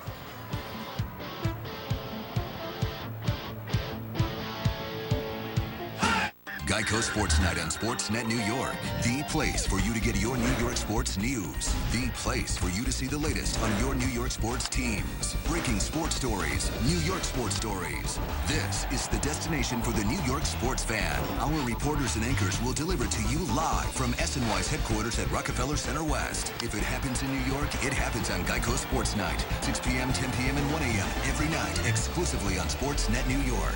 Get your New York sports here. Hey, Jets fans. That's right, I'm talking to you. As soon as our game is over, switch to SNY for Jets postgame live. You don't even have to leave the couch. Just grab the remote and turn to SNY. Get analysis and all our postgame reactions. We'll be ready to talk to you every week with Brian Custer, Ray Lucas, and Adam Shine in the SNY studios. Listen to these guys. Watch Jets postgame live after every Jets game this season, only on SNY. All you got to do is change the channel to SNY. See? It's not that hard. Get your New York sports here. And the breakaway, nobody back. That's an easy 2. Syracuse leads by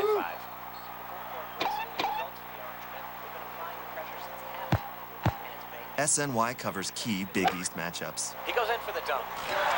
Number one, number one, number one, number one. Number two, number two, two, two, two. It's giving New York sports fans some real together time. That was harsh. SNY, the best of the Big East and more. Get your New York sports here. It's the season to shop, and the Red Tags are coming back for the Pontiac Red Tag event. And right now, they're bringing the best values of the season. Look for the Red Tag and get 0% financing for 60 months on all remaining 2007 Pontiac models while supplies last. That's 0% financing for 5 full years on every new 2007 Pontiac for an average finance savings of $4,536 on the Torrent. Visit dealsonpontiac.com. Welcome to Verizon Fios. It's pure, undiluted movies, music, and sports. They flow on light straight to your home. 100% digital fiber optics makes videos and music come alive and takes high-def TV to a higher level. Movies and exclusive programs are at your fingertips. Record a show on one TV and view it on any other. And you don't just watch sports, you feel them with picture clarity that's unmatched anywhere. Send photos from your PC to your TV. Play games at blazing speeds on the fastest internet connection available. The network we call Verizon Fios. Get Fios TV, internet, and unlimited calling for less than $95 a month. Sign up now and you'll receive a free sharp 19-inch LCD HD TV. Call 1-877-444-FIOS. Verizon Fios, the most advanced fiber optic network straight to your home. Back at the Prudential Center in downtown Newark, New Jersey, as the New Jersey Ironmen lead the Detroit Ignition by a score of 6-2, and we're not too far away from starting the third quarter of play, where Detroit will be looking to cut into that New Jersey lead. You know, it was 122 years ago tomorrow that the first recorded indoor soccer game took place right here in Newark. The Western Football Association of Ontario beat the ONTs of Newark 1-0. Well, tonight history is being made again with the first home game in New Jersey Ironmen history, and on the strength of a pair of goals by Daniel Antoniuk, the home team leads 6-2 after they had to play their first 4 games on the road. They come back here in front of a large and lively crowd with a 3-1 record. And my partner tonight, Sal Rosamia, down on the field. Sal, from your perspective, how's this game gone? It's gone perfectly so far for the Ironmen. They possess the ball very well, which is something they've been stressing all week in training for the past 2 weeks. They've done a good job with that. Really important tonight on the second of back-to-backs for the Ignition. because what that's allowed them to do is cause Detroit to just chase all over the field. They're a man down to begin the game with Beasley. They're another man down during the game now with Apple. Appears like he's not going to come back. And the possession game that the Ironmen, if they can continue, Detroit probably won't be able to hang come the fourth quarter. All right, we'll see how that works. Again, we told you that Jamar Beasley has been out with a hamstring injury that he suffered last night in the game against Baltimore, so he did not make the trip. He is not here. And then in that first half of play, Mike Apple, one of their big scorers up front, went down with a right knee injury, so he did not return and may not return. Right now, let's go back down to Sal, who's with Omid Namazi. Sal? Coach, great start for the Ironmen. Can't ask for anything better. What do you think went right out there? Well, we played a good half of defense. I mean, we got behind the ball with 5 guys. We made sure we didn't give them anything easy. And, you know, good things happen when you play good defense. And what changes have you made? What adjustments have you made for the second half? Apple being out for the ignition's got to hurt them. What do you think they're going to do coming out in the second half to try to create some offense? Well, we want to pick up our energy a little bit. I felt we let down a little bit towards the end of the half, but pick it up, start putting pressure on their defenders, maybe run at their keeper, maybe to create turnovers in their end and get some opportunities that way. Okay, well, good luck, Coach. Ken, back to you. All right, that is Omid Namazi, who took 2 teams in 2 years to the final game of the MISL championship round. Did it with the Cleveland Force and then did it with St. Louis Steamers. And now he's hoping to do the same with the New Jersey Ironmen, and he's got them off to a 6-2 lead. The man on the opposite bench is Bob Lilly, and he's with Sal now. Thanks, Ken. Head coach Bob Lilly. Bob, Mike Apple being out's got to hurt the team. Already short Jamar Beasley. Is there a chance he's going to come back for the second half? It doesn't look like it. I mean, obviously, New Jersey, very physical team, and they've been in our end a lot in the first half. I mean, we're going to have to pick up our level and hopefully get a bit more possession in the attacking end and create our chances. But, you know, right now we're on our heels a bit. We're going to have to do more in the second half to get back in the game. What sort of adjustments have you made to fill Apple's spot? Well, we were going around 3 up top, so right now we've got Sampson and Everton up there. But, you know, we feel like we've got to get a second and third runner through the box. I mean, we're trying to attack with 1 and 2 men. We got to get some balls off the boards and make Meola work a bit. Well, good luck, Coach. Thanks. All the best. Ken, back to you. Bob Lilly, thank you. Thank you, Sal. Bob Lilly took over from his very good friend who coached the, Mark Pulisic, who coached the Ignition last year all the way to the final game. And Pulisic has moved upstairs into the front office where he will continue trying to put together a team that can win the title this year, and they're off to a very good start. Obviously 4-1 coming in. Meanwhile, the New Jersey Ironmen with Federico Mujin very definitely in the mix in that first half of play. And Daniel Antoniuk scoring a pair of goals. Lead it 6-2 on their home turf in front of a big crowd here at the brand new $375 million Prudential Center in downtown Newark.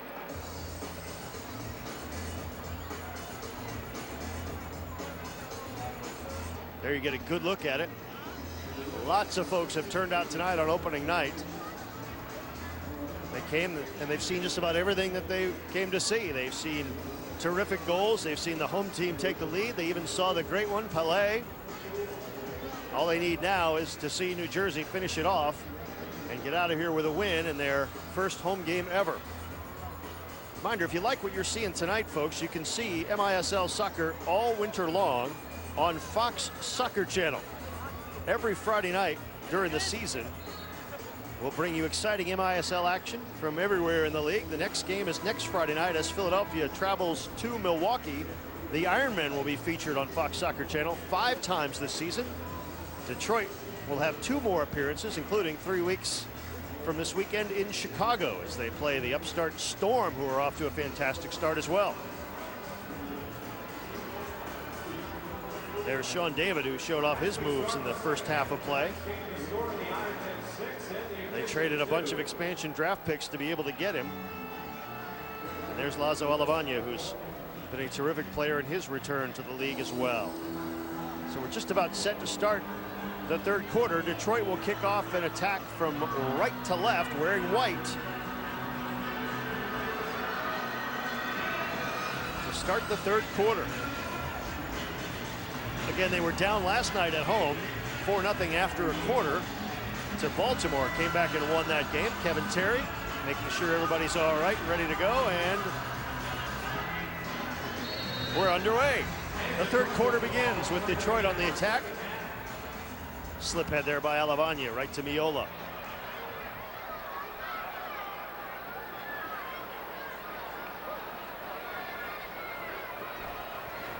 Drew Callahan now. Ryan Mack was calling for that one, and Callahan may have waited just a touch too long. His through ball was intercepted. Here's Juninho, toe poking one towards the goal, and Danny Waltman makes yet another save. And Juninho looks like he comes up limping there a little bit. Everton with a shot, goes off Alavanya and out. Blocks for defenders are a huge part of the indoor game. They actually keep totals of those. Alavanya did a good job there. Key the restart. Oh, and Callahan trying to make like Antoniuk did late in the half with his header, but it just goes wide. Detroit holds it in though. Greenfield loses it now. Here's Muzin going after that one. Plays it to himself off the boards. Kit Selidopoulos on his hip. Big mistake there by the Ironmen. They got away with it, though. A man free in the penalty arc, again, is not good defending. Alavanya. Meola up to Mauricio Salas.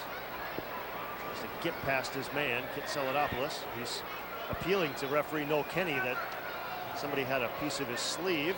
It's Gary Brooks who scored the first goal of the night. And you see a little more high pressure, something Coach Lilly must have talked about at halftime as well. A little more high pressure. The Indians got to try to make something happen. Try to get something going on turnovers and counterattacks, especially since, as we told you, they're down two of their leading scorers, including last year's league MVP and Jamar Beasley, who's out with a hamstring pull. And Antoniuk's on the field, and they better make sure somebody's in his back pocket. That somebody right now is Jonathan Greenfield, but play is down at the other end. That one spins high, and it'll come off the glass right to Tony Meola. Stefan Stokic has that one spin over and out of play. It'll be a Detroit kick in here along the near side. Just underway, third quarter. Ironmen 6, Ignition 2. Tace Sampson trying to get past Gordon Klestjan, and the foul finally whistled on Klestjan. Almost like he talked him into that foul there. He wasn't going to call him, then he just stopped playing. I think they played advantage until it was clear that Sampson had gotten the worst of the exchange. This is Doug Rice on the restart. Kraft finds Rife. Sampson. Rife with a shot, and Stefan Stokic is going to have a little Puma logo somewhere on his body when he takes his shirt off tonight. I don't know where he took that one, but it sounded up here. Ball got in a little too easy there to target Sampson. Why a good opportunity came about from him. You got to try to deny. Gordon Klestjan's doing that now. You got to deny that ball into the top of the arc. It's too dangerous to receive. Josh Rife.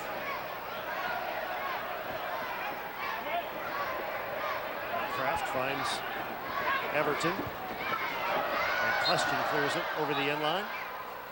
And this is a dangerous restart where they replay here from.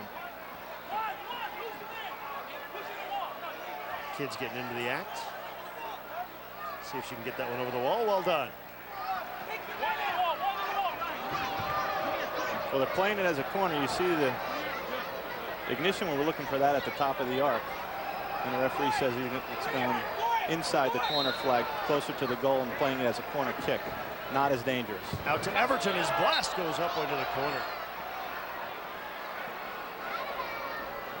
Folks here, if they're not familiar with the indoor game, they're definitely getting familiar with the ball here tonight. Well, many arenas have the net on top of the screen behind the goal, on top of the plexiglass. It's not up tonight. Sean David now. We'll send this one long. Muzin heads it down. Nobody there. In red. Juninho got in there. Muzin comes in, plays it back out. Dos Anjos with a shot way up high. And the folks up in that section didn't think they'd see a ball, but there it is. And it took Juninho about 3 minutes to find the carpet again.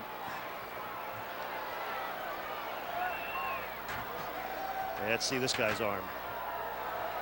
Oh, that's best throw of the night. Now that's a good arm. So Waltman will try to do the same, but from inside the field of play with 11:51 to go in the third quarter, and his team down 6-2. And shorthanded when it comes to scoring players. David with a shot, just missed, and Waltman grabbed it off the backboard and fired it out. Here's the transition game for Detroit, 2-on-1. Cross to Everton, his shot goes off the inside of the post. He had Meola beaten, but just missed. Muzhin goes down again, play on. And that's indoor soccer there. Great chance for the Ironmen at one end. 6 seconds later, almost a goal for the Ignition. Juninho, he's taken down right in front of Noel Kenny, who so he's seen enough of that. Alavanya. 2 años. And Coach Namazi mentioned at halftime that they were going to try to get Hartman to play the ball with his feet and try to attack him when he did. Here's Sean David trying to make him pay, and he can't do it. There are 3 white shirts there to block that one, and Waltman comes up with it. Bounces it long. Alavanya heads it back to David. He's got Zé Roberto on his side. He needs a change. You know, they'd been out there too long, because normally if Sean was fresh on that one, that would have been a breakaway opportunity. Antoniuk goes down. Gary Brooks did not get as good a foot on it as he would have liked. Here's Antoniuk looking for his 3rd goal, but it goes right into the chest of Danny Waltman. He just seems to be able to sniff where that ball's going to be with a window to have a crack at it. That's what goal scorers do. He's the leading scorer in the United Soccer League's Division I over the summer for the Atlantic Silverbacks, who went all the way to the final. Alavanya played it back to himself, and his former Chicago teammate stoned him right there.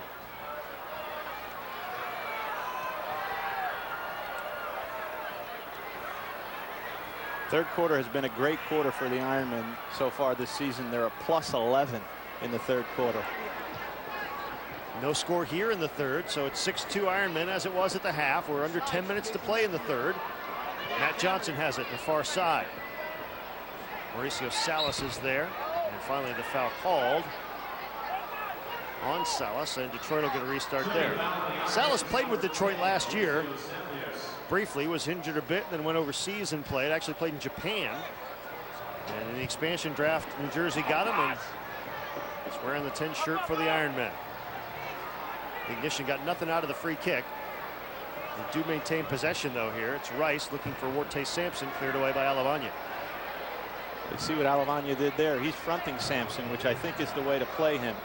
You can't play behind, allow him to get that ball and shield you from it. He's too strong, too dangerous, and the runners that the Ignition have going off the ball are too good to allow them to get ahead of speed and attack the goal. Here's Vahid Asadpour. Plays it off the wall, up to Everton. Alavanya pokes it right back to Meola.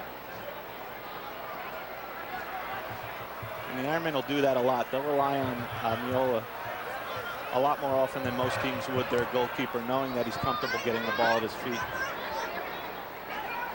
Everton now trying to bounce that one across. It took a deflection, and Detroit has to chase it back on their side of midfield. Josh Reif with 8:46 to play in the third. Here's Drew Callahan. Rockets one off the glass. Asadpour just missed. Ricardinho gets a second chance. Steps over. Blocked by Ryan Johnson. Well, Louie's words have gotten through the Ignition. They're definitely piling more numbers forward, and the Ironmen have to do a better job recognizing who their man is, because right now there's been too many loose guys in the box. Ricardinho with the foul there, and the free kick now for New Jersey, rather. Alavanya bounces that one through, nobody home. Vasic and Callahan are going to collide there. New Jersey comes away with the ball. Muzhin. Big body, holds his man off.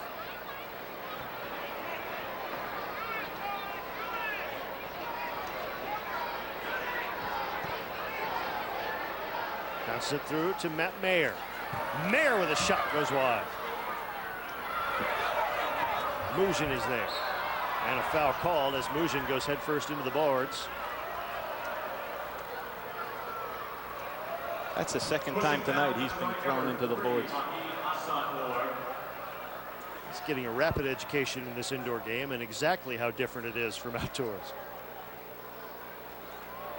That didn't happen at Clemson. Yeah, they're all right now. We're good. Again on the restart, just at the corner of the three-point arc. And this is set up for a left-footed shot. Vasic to lay it off to Matt Mayer or Gordon Cleashton for a left-footer. Sent across. Juninho is there. Comes back out to Cleashton.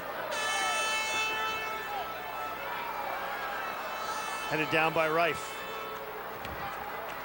He gave Juninho an elbow in the face and picked up the foul. Fans here in Prudential Center enjoying it. And you see a must there in the indoor game. Juninho, a very skilled player, loves to go forward, but having to come back and defend. And if he didn't, it's going to be a dangerous chance for the ignition. Cleashton spins away. Has a go. Left footer blocked by Callahan. A rebound just missed by Juninho from distance. Headed down to Ricardinho.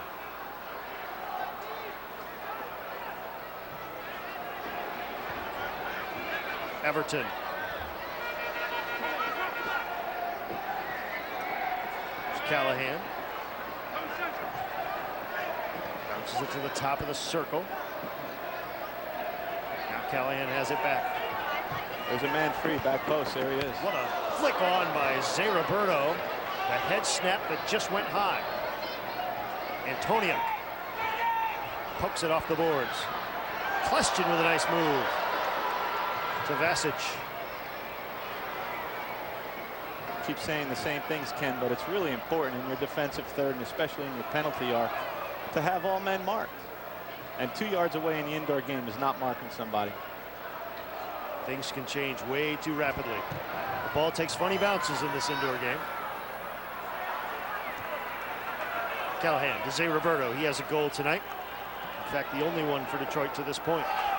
Francois with a dodgy little back pass. Waltman plays it up to Greenfield. Zé Roberto flicks it out of there. Here's Francois. Stops. Back to Zé Roberto. Kit Celadopoulos to Jonathan Greenfield. Greenfield, left-footed shot. That would have been a three, but Meola had it go right to his hands, and he distributes it out quickly. Sean David, Francois on him. He's 1-on-3, and he wisely turns it back out. A very smart play by David there. Meola saw an opportunity for a breakaway. David was reading him well, but once it was shut down, rather than just giving possession over to the ignition, he turned around and restarted again. Now he's got a better shot, and Waltman again makes the grab. Waltman's been great tonight, Ken. It's been terrific. Worte Sampson, nice move. Gary Brooks was there and nudged him just off his mark, and Sampson there, and Meola with one big paw makes the save. Again, Meola. That sequence brought probably the second biggest ovation of the night. The first was for Pele. Worte Sampson again, and Meola with a save. Now it's open, and Zé Roberto misses. Meola doing what he was brought here to do, and that's win games for them. It's like the New Jersey goal, 8x14, is covered by saran wrap or something. Instead, it's Tony Meola who's covering every inch of it. And a free kick here will give him a chance to catch his breath, but it's going to set the ignition up with a restart chance with 4:51 to go in the third.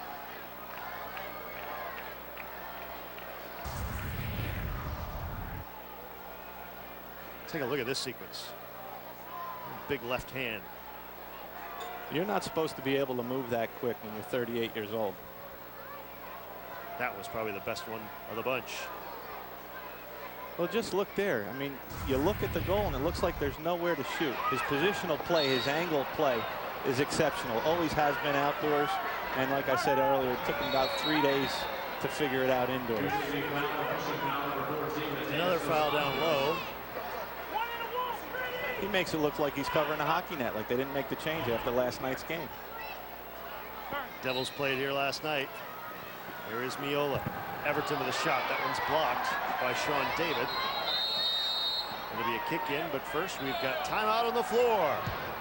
New Jersey leading Detroit 6-2 in the third. Back with more after this. You're watching the Ironmen on SNY.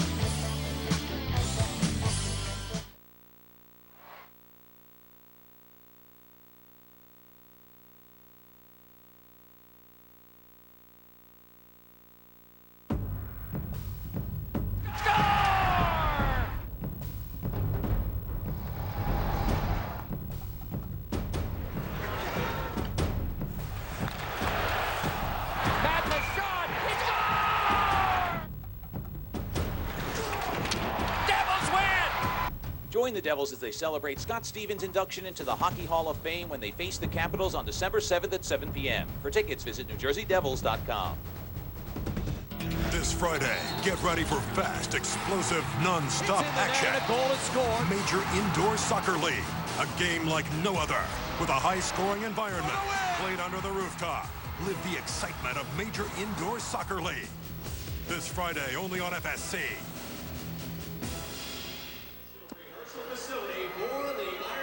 Back at the Prudential Center, 4:23 to go in the third quarter. And the New Jersey Ironmen lead the Detroit Ignition 6-2. Their inaugural home opener. Coach Omid Namazi's team looking to go 4-1 in their first 5 games of their expansion season.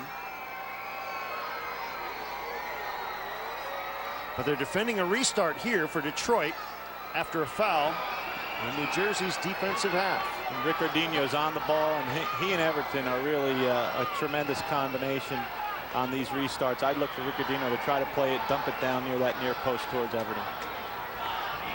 Gordon Kleshchin is down there marking Everton, and Meola is arranging his chess pieces on the board.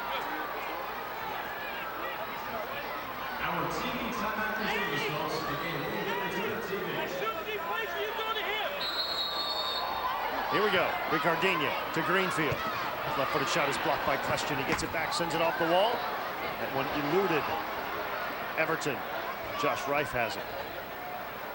There's Ricardinho now.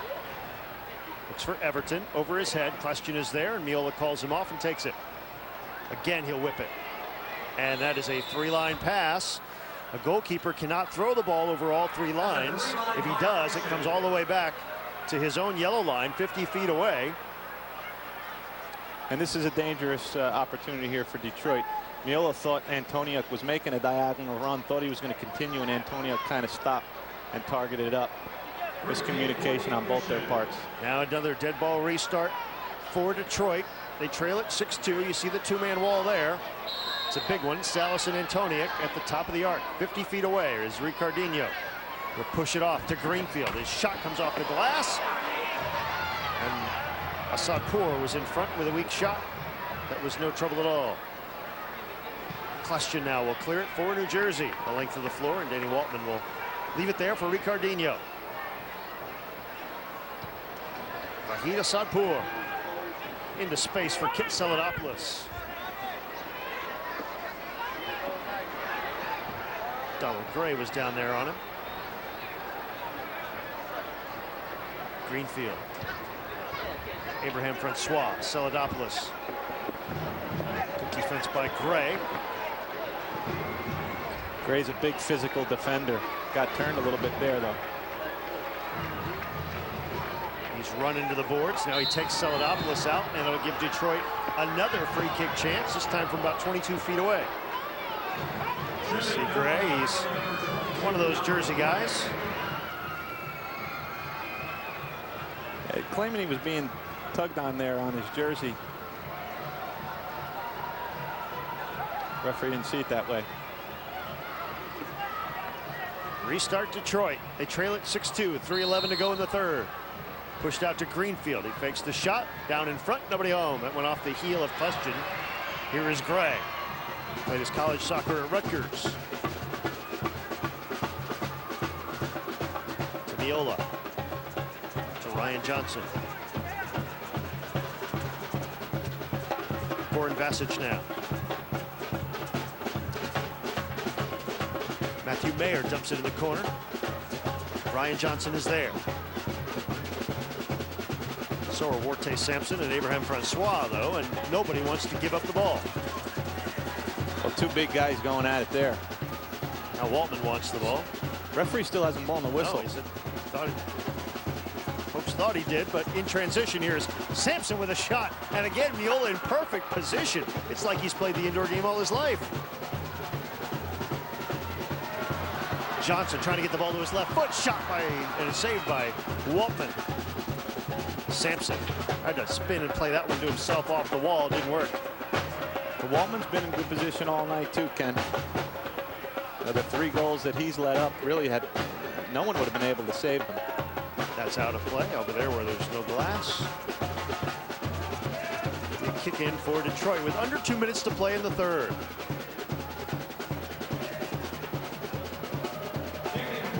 Meola, 9 saves on the evening. I thought he had 9 in that one spurt a little earlier. Yeah. Definitely added to the total in there and kept Detroit from getting any closer. Callahan off the boards, flicked away, headed back in. Well, Detroit, I don't know if Lily's made the adjustment in the middle of this quarter here, but they've really started to use the corner boards a little more effectively. Ryan Mack flicks it back out to Everton. To Ricardinho. He had a hat trick the last time these two teams met. That one's going off to the side. Gary Brooks is there.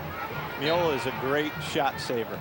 The best in the business and has been for 20 years. So what Detroit's trying to do is play balls off the corner boards to open up some angles, to open up parts of the goal where it's just going to be a simple tap-in similar to what Antoniuk had early in the game. Now the defense played this ball over the wall from behind their own yellow line, and that results in a restart from the top of the arc.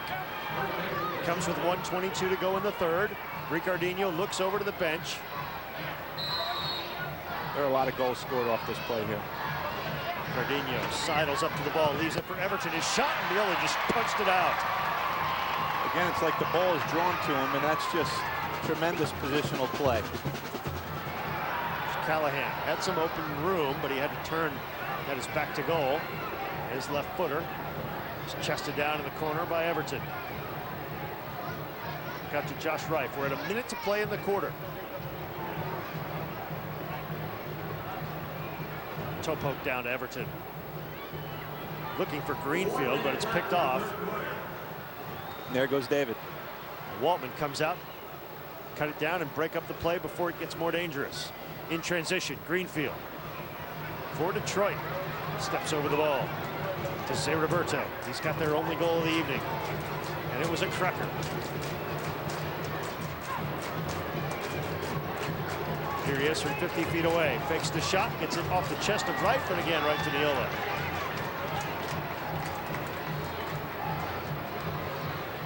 You see the time. Last few seconds here of the third quarter of play. Jonathan Greenfield has it for Detroit. Battling with Mauricio Salas here. They were teammates last year in Detroit. And Detroit will let the third quarter expire. They're still only down 4 points, but they've got 15 minutes left to try to get back into this game. The Ironmen lead their inaugural home opener behind that man, Tony Meola, 6-2 at the end of 3. Stay with us.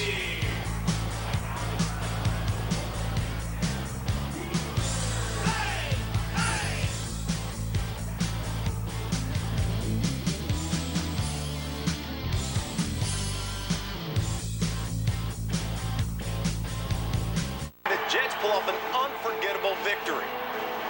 All right. But the Jets weren't the only winners today. Yeah. SNY covers the Jets and all their rivals. A 21-point first quarter kept by this powerhouse drive in the red zone.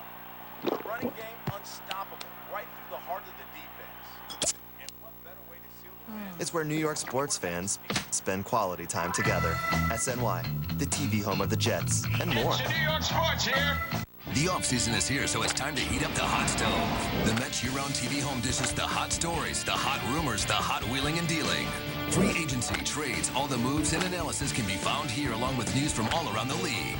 Kevin Burkhardt is your host, and he'll welcome special guests throughout the winter as the Mets fill in the blanks and put together an amazing 2008 roster. Mets Hot Stove, presented by Chef's Diet, every Monday at 6:30 p.m. with an encore at 11 p.m. only on SNY. Get your New York Sports here. What day is it? Saturday? So I haven't missed it. Today, everyone gets a rear seat entertainment system. And you, a rear seat entertainment system. And one for you, and one for you, and one for you, young boy. Rear seat entertainment system, everyone. This holiday season, lease the all-new 2008 XC70 crossover and get a complimentary rear seat entertainment system. SNY turns back the clock to 2000. The Mets-Braves rivalry brought intensity to Shea, and Atlanta broke out the bats early, putting the home team in an 8-1 hole. But in the 8th inning, the Mets weren't ready to lose. Run by run, they got back into the game. Then Mike Pienta delivered a shot. A 3-run homer, recapping a comeback that shocked the Braves and rocked the stadium. Mets Classics, the 10-run inning against Atlanta, Wednesday, December 12th at 7, only on SNY. Get your New York sports here.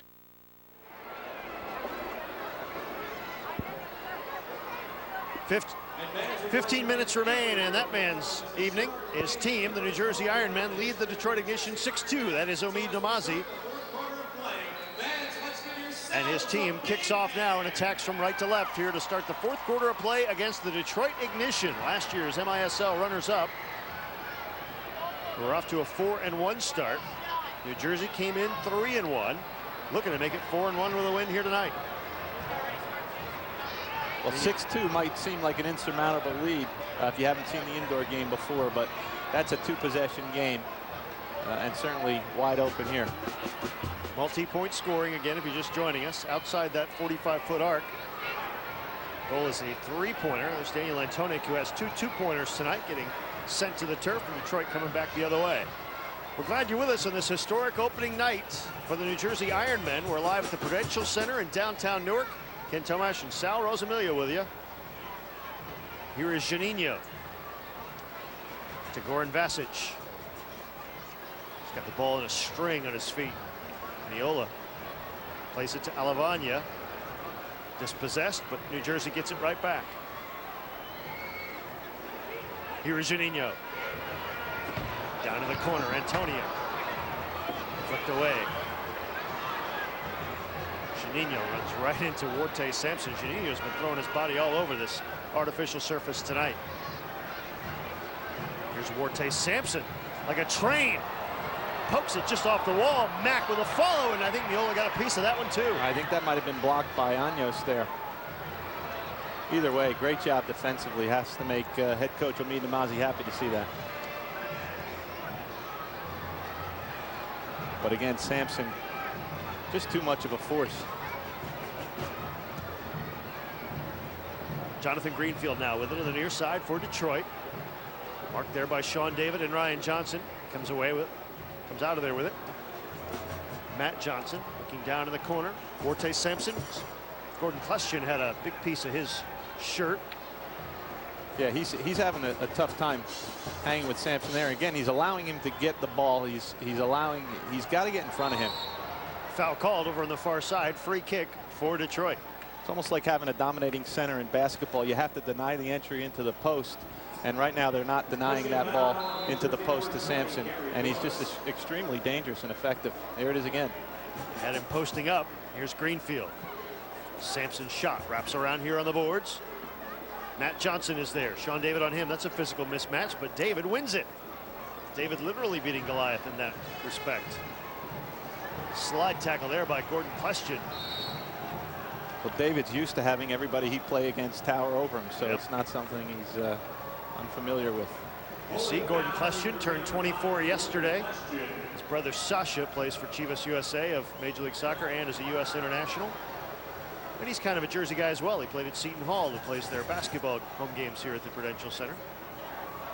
Even though he's from Huntington Beach, California. Here is Meola in traffic, left putting it out of there. Off the head of Gary Brooks, brings it down, and he's 1v1 with Waltman. Callahan on his back, and he's pushed down, and that has got to send off. That's going to be a shootout.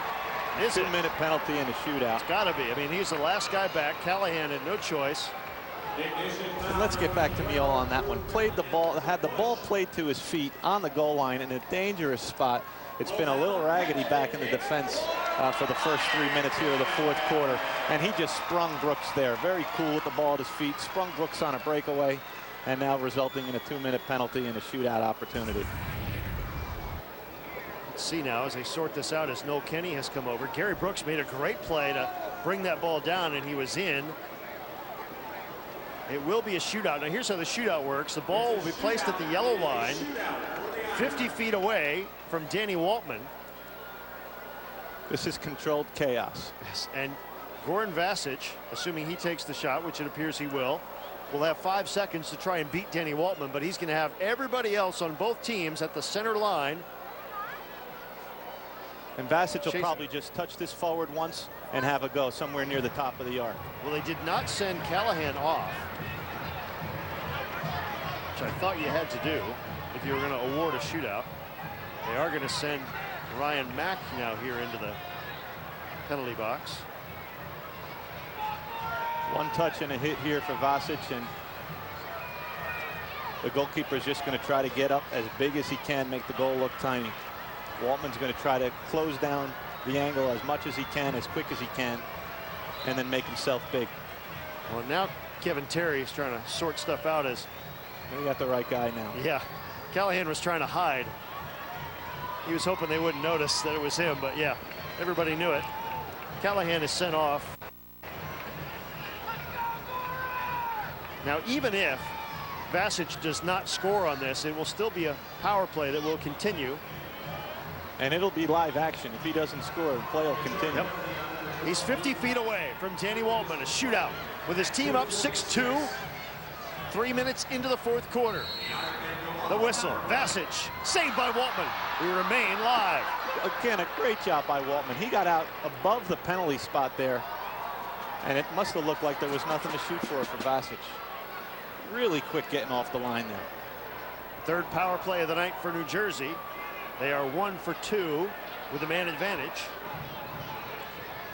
And now Vasic, who quarterbacks this power play that is now 6 out of 11 on the year, gets it to Alavanya.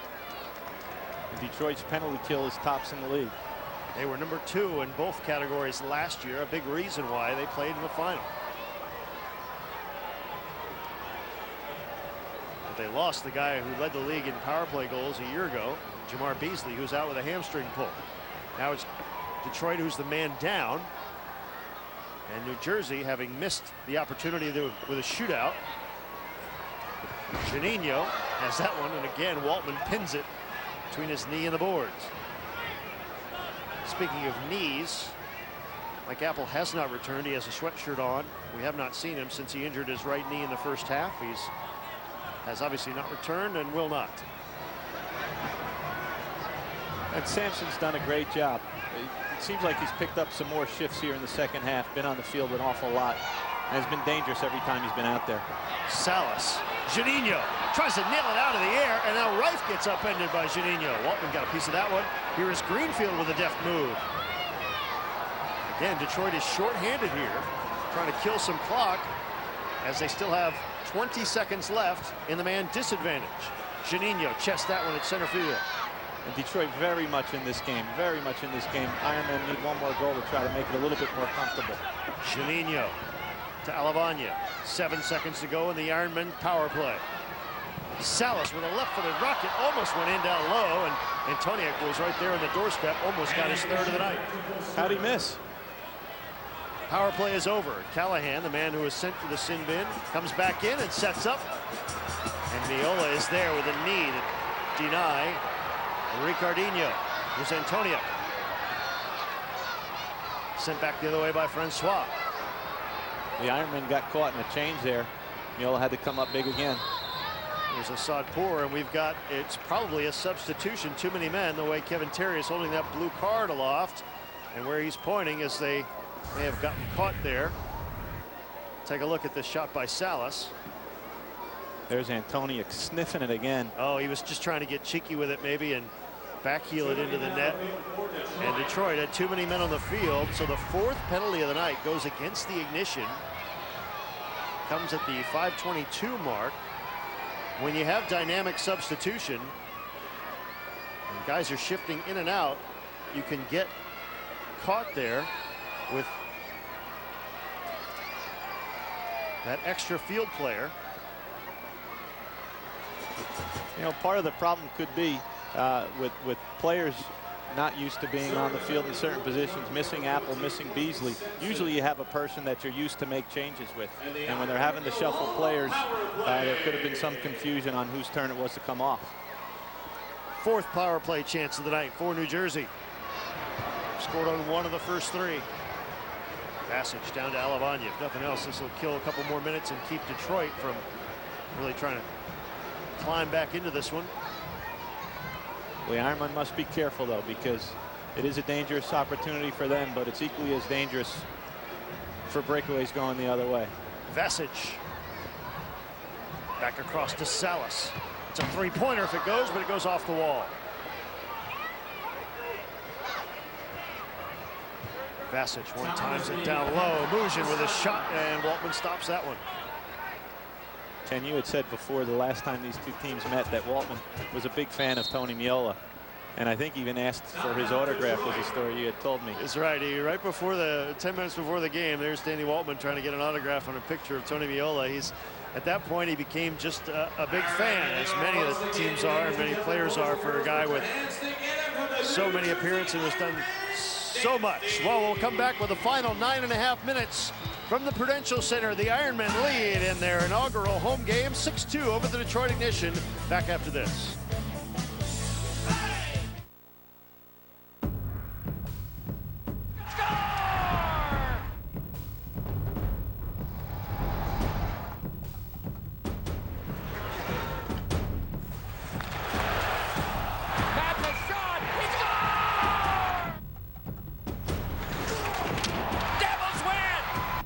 Join the Devils in their inaugural season at Prudential Center in Newark when they face the Thrashers on December 2nd at 5 and the Bruins on the 5th at 7. For tickets, visit NewJerseyDevils.com.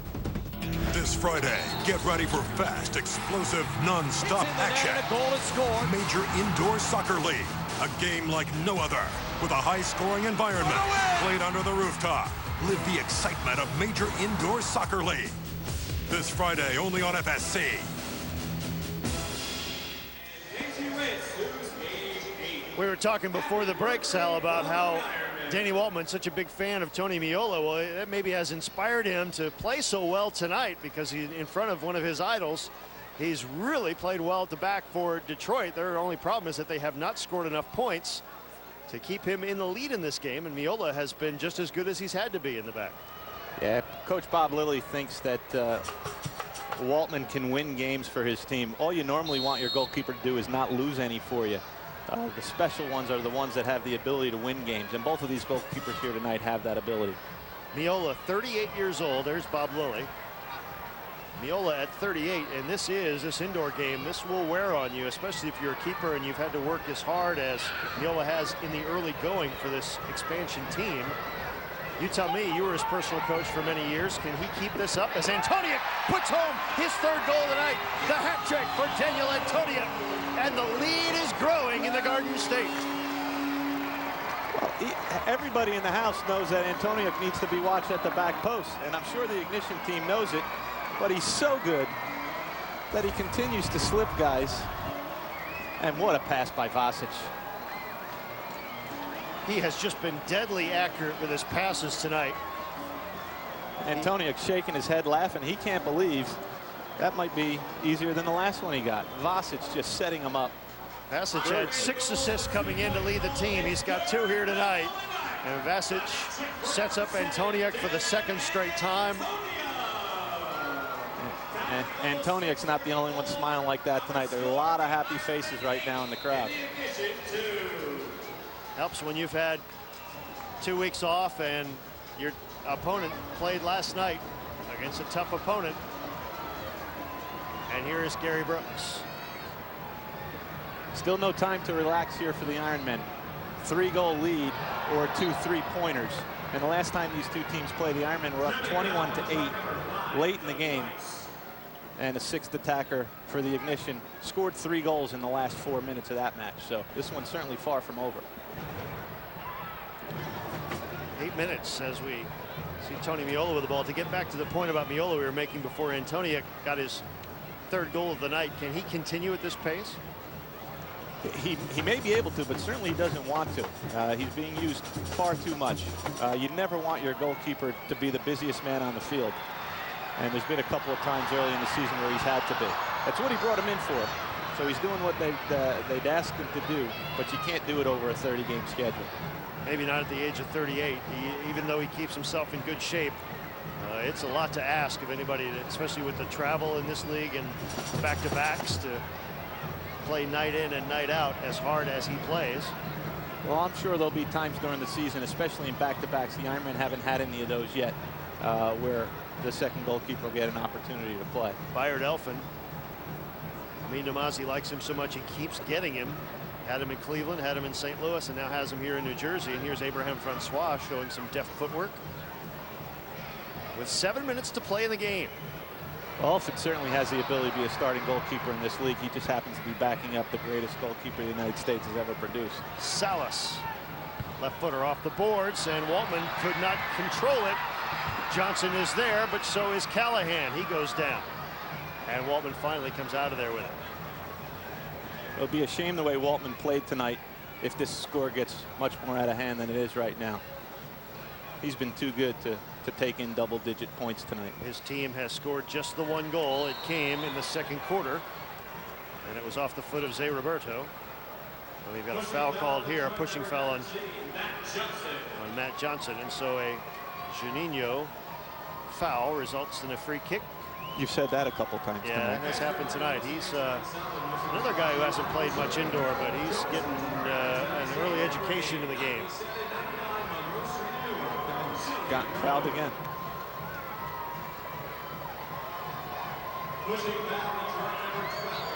Now, note to friends of Juninho, maybe don't call him early tomorrow morning. Sleeping in. Yeah, I think he's sleeping in. And he's going to be, if he doesn't get to the phone right away, you'll know why. Down in the corner. Johnson flicks it out of there. Sadpour heads it away. It's going to go off the shelf, but it'll stay in. Vasic now will knock it back, and Meola play it there. Just under 6 minutes to play here. Ryan Johnson to Gary Brooks, who got this whole thing started in the first quarter. Slams it off the boards to Mujin. Saved by Danny Waltman.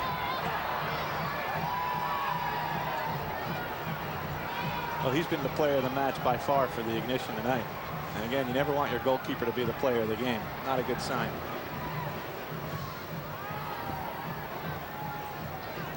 Sean David. Well, this is milking time for the Ironmen. Coming up on 5 minutes to go. They'll be happy to possess this ball as much as they can, let Detroit chase around, and it's time to start killing the clock. 8 points should be enough to win this game. Yeah, you don't know how much Detroit has left in the tank to play that chase game for the next 5 minutes. Here's Ricardinho. Josh Reif. Rice sends it off the glass. Hey, Roberto in front, just missed. Almost had his second goal of the night. He's been real effective for the Ignition, and like Antoniuk, you can't lose him in the box. Now, Danny Waltman will call timeout. This is so they can get the sixth attacker on with 4:38 to go. So Waltman will leave. He'll come off onto the bench, and they will take a field player, and he'll put a goalkeeper jersey on to act as an extra attacker here as they try to get back into this one. Now, the good news is, the advantage is that you get an extra player in the attacking zone, but the bad news is you leave your goal completely open at the other end as the wave begins here at Prudential Center for the first time for the New Jersey Ironmen. A night of firsts here. First home goal by Gary Brooks. The last time I saw the wave at a game might have been at Pele's finale. That was 30 years and 2 months ago today. Well, it was great to meet him, great to see him, and great that he stopped by at halftime. And I know all the folks here got a chance to see him and meet him. In fact, the players, was talking to the Detroit players, and they were talking about how he was supposed to come into their locker room and talk with them, and they were all excited. They were like all giddy. He said, we're all nerds. We just can't wait for him to get in here. So everybody who's ever laced up a pair of boots owes a lot to him coming here, to having arenas like we have tonight and an atmosphere and a soccer community like we have in this country. It's amazing. 75% of the people in the building weren't born when Pele was playing. But that guy definitely was. You and he grew up together, obviously, in Kearney, not far from here, and were fixtures at Cosmo games, along with guys like Tab Ramos, John Harkes. Yeah, this is a great place for soccer, indoor or outdoor. This part in northern New Jersey here. Soccer mad, Kearney, Harrison, St. Benedict's Prep, probably the best soccer team in the nation, high school soccer, located right here in Newark. All right, here we go. Detroit with 4:36 to play in the game, down by 6 points. It's only 3 goals or 2 3-pointers. They have the extra attacker on, and unfortunately, Drew Callahan plays that one into the penalty box.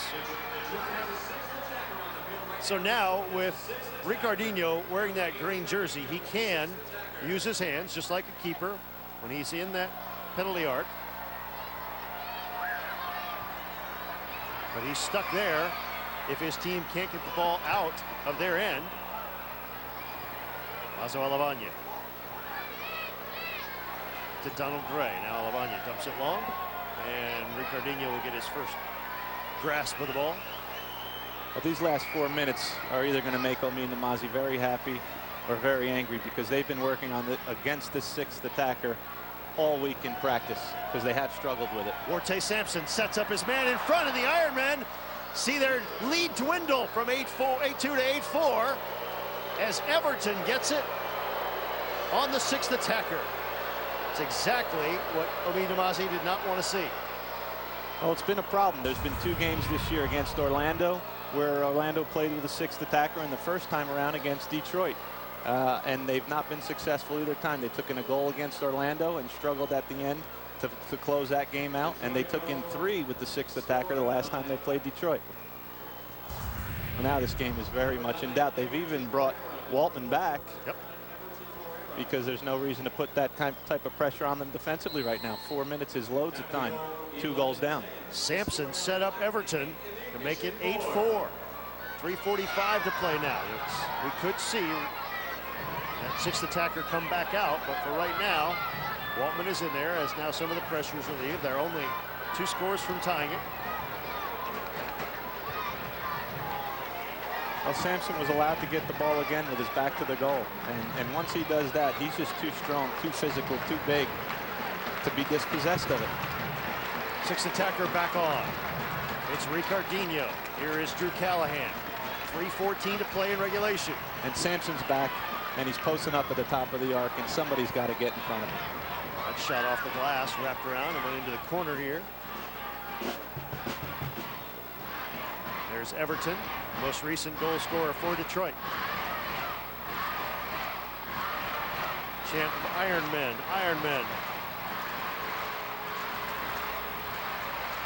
Meola to Dos Anjos. Loose ball. Mayer slides it up to Stokic. He's 2-on-1.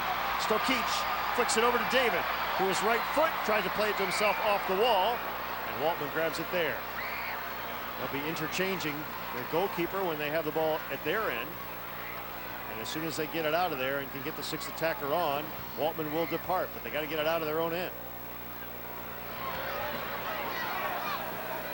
And this is like a power play. So similar earlier in the game when the Ironmen were on the power play, they wanted to hold possession, let the Ignition start to chase and get tired. Same deal here with the Ignition having the extra man, holding possession, keep the Ironmen players out on the field for a long period of time, more than a minute, and you get tired and opportunities open up. Only 2:18 to play in regulation, though. If we're tied, we will play overtime.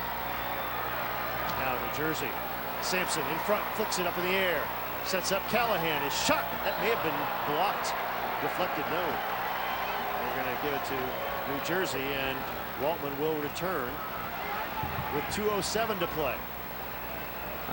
Ironmen need somebody in the midfield to gain possession of the ball, put a foot on it, maybe draw a foul. Juninho, maybe something like that. He's been on the ground enough today.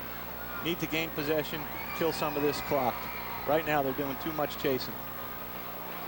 Now, Waltman was back on briefly, but Ricardinho has come back on. And New Jersey wants timeout. With 2:07 to play in the game. And the New Jersey Ironmen leading it home to the Detroit Ignition, 8-4 in their inaugural home opener. So now they want to make sure, obviously, that they know exactly what to do against the 6th attacker here for the final 2:07, because anything can happen in the indoor game. Case in point, the most recent goal by Detroit, they were down 8-2, but with the 6th attacker on, the extra man, they were able to cut that lead to 8-4. Here's how it happened. Well, the ball into Sampson, and then just a simple lay across back post for Everton. Things can change very quickly in this indoor game. The ball bounces funny ways. With 2:07 to play in the game, Gary Brooks making sure he is exactly clear on what Omi Namazi wants. Well, his penalty killers have been out there. That timeout was for 2 reasons. 1, to talk about how they're going to play defense here. 2, to give their penalty killers who were just out there for a long period of time a little bit of rest so they can come back out and try to kill this last 2 minutes. And remember, New Jersey had a shootout chance that they didn't cash in on the power play that went with it. And now that looms even larger, as with 2 scores, Detroit will have tied this game up. There's certainly been opportunities on both sides. Waltman has done a great job all game keeping Detroit in it. He is out of the game at the moment as the 6th attacker is on. New Jersey trying to keep possession. Here's Gary Brooks. Brooks. Callahan showing that veteran savvy to block that one. Brooks fouled him. And here they come. The ignition. Looking to tie. They'll need 2 goals to do it. Well, they've put Gray now on Sampson to try to match his strength. Ricardinho played that one into the New Jersey bench with 1:43 to go. He has to rush back to the other end to get back in the goal. David to Stefan Stokic. Stokic sends that one in front, and Ricardinho stuck out his right foot and stuck right to it. Matthew Mayer tracks that one down. Monte Sampson plays it back. The 6th attacker, Ricardinho. 80 seconds to go in regulation time. Good job by Gray there. Gray steals it away, and his shot goes just high. The header goes right back into Ricardinho's hands. Sean David was right there. Drew Callahan. 1 minute left in regulation. Gray again with a nice play. He gets kicked from behind and fouled by Everton. And doesn't seem very happy. I can read his lips, and he's not saying thank you. Well, 2 great jobs there defensively by Gray along the left side boards. Thought Everton got away with a handball there. Here's Sampson with a shot, and it's 8-6. It's a 3-pointer, is it? Everybody looks at the scoreboard and holding up 2. Kevin Terry says no, that's only a deuce, but Warte Sampson has a goal and an assist with a 6th attacker. You said it, Ken. You thought there was a handball there. I did as well, and it seemed like some of the Ironman players may have relaxed. What a rocket by Warte Sampson. They're discussing it now, whether it's 3 or not. Whoa, that's right on that line. On the line's 3.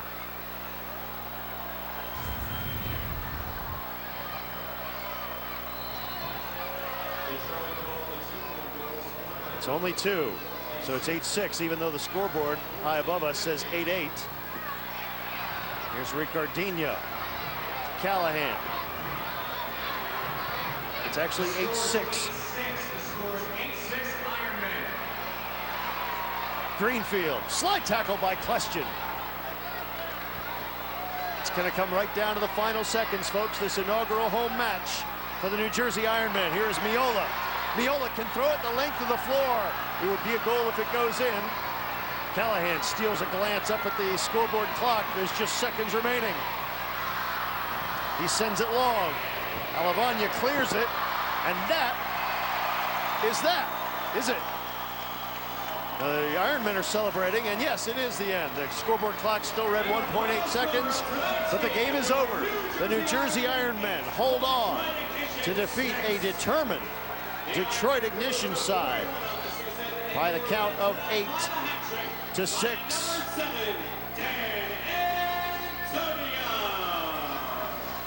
When we come back, we'll have interviews from some of the victorious Ironmen on this historic home opening night as they beat the Ignition 8-6. Back with more after this. You're watching the Ironmen on SNY.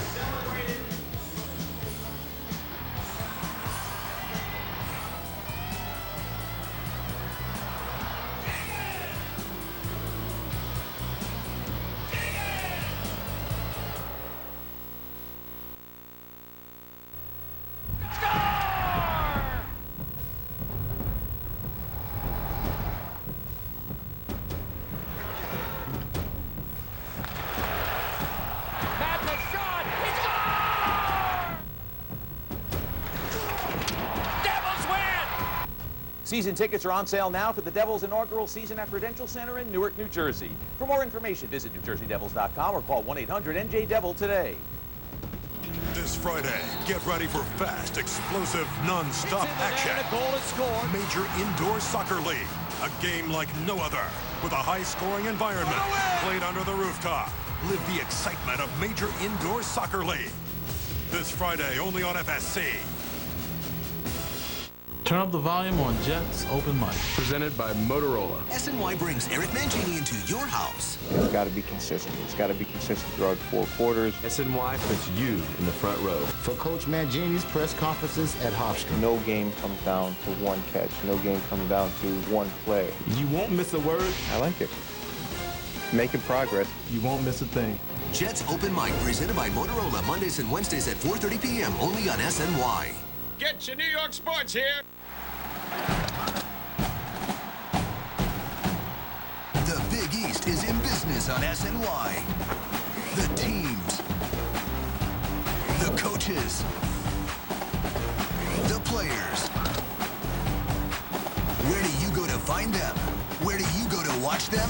SNY offers more Big East football and basketball than any other regional sports network. The best of the Big East all year long on SNY. To get your Sportsnet New York on the web, make your homepage sny.tv. The online home of all things New York sports. Real-time news, scores, team pages, exclusive video, blogs, message boards, and more. Your link to every local sports section. Your link to every single New York team. Pre-game, post-game, every game. A site dedicated to you, the New York sports fan. If you want your SNY online, bookmark sny.tv. Get your New York sports online here. Daily News Live, presented by City on SNY. The show that broadcasts in the heart of New York that comes straight from the heart of New York sports. The stars of the games. The voices that need to be heard. The writers who bring you the stories. They come to the show that brings the back pages to life. So take a seat at the round table for debate, for issues, for controversy. It's the home court for the talk of New York sports. Daily News Live, presented by City. Weekdays at 5 p.m. with encores at 11 p.m. and 1:30 a.m. only on SNY. Get your New York sports here. Opening night in New Jersey, a big success, a big crowd, and a win by the home team, 8-6 over the Detroit Ignition. Let's go down now to Sal Rosamia, who is with Omid Namazi. Sal? Coach, got to be happy with the way the game went, getting a win tonight in the home opener. Yeah, anytime you get a W, it's a plus. We made it a little difficult on us at the end of the game, but you know what? At the end of the day, we're an expansion team. You know, any wins, we'll take them, and hopefully we'll get better as the time comes. Detroit won last night against Baltimore, giving them their first loss of the season. Detroit now with only 2 losses, both to the New Jersey Ironmen. Got to feel pretty good about that. Detroit, a finalist last year. You got to feel the team might be on its way towards something special. Well, I hope so. I'm sure that Detroit feels differently, but you know what? We've done well so far. We just got to keep improving, Sal. Our possession game is not there. I'd like to see us hold the ball a little bit longer at times and really make the other team chase. And you know, we'll work on it at practice hard and come back for the next one. What is it with the 6th attacker? I know that's been something that you worked on all week, and again took a couple of goals in down to the 6th attacker. What is it exactly, do you think, that's causing trouble for the team? Well, it's never easy to defend the 6th attacker, but a lack of experience is definitely hurting us. You know, we don't have a lot of guys who are savvy, who know what the other team is going to do and try to anticipate that. So that's hurting us a little bit. But, you know, as time comes, we'll get better and better. All the best. You got some stuff to work on this week in practice. Thank you very much. Thanks, Coach. And next we have Tony Meola, goalkeeper, one of the men of the match tonight. Tony, great game. Have to be excited coming back to New Jersey and playing as well as you did today. Well, yeah, this was a big night, you know. I got to the point this afternoon, I didn't know if I was going to make it through the end of the night. I was so excited and so many different things going on, but it's good we came out with a win. Can you continue at this type of pace with that much work? Well, I hope so.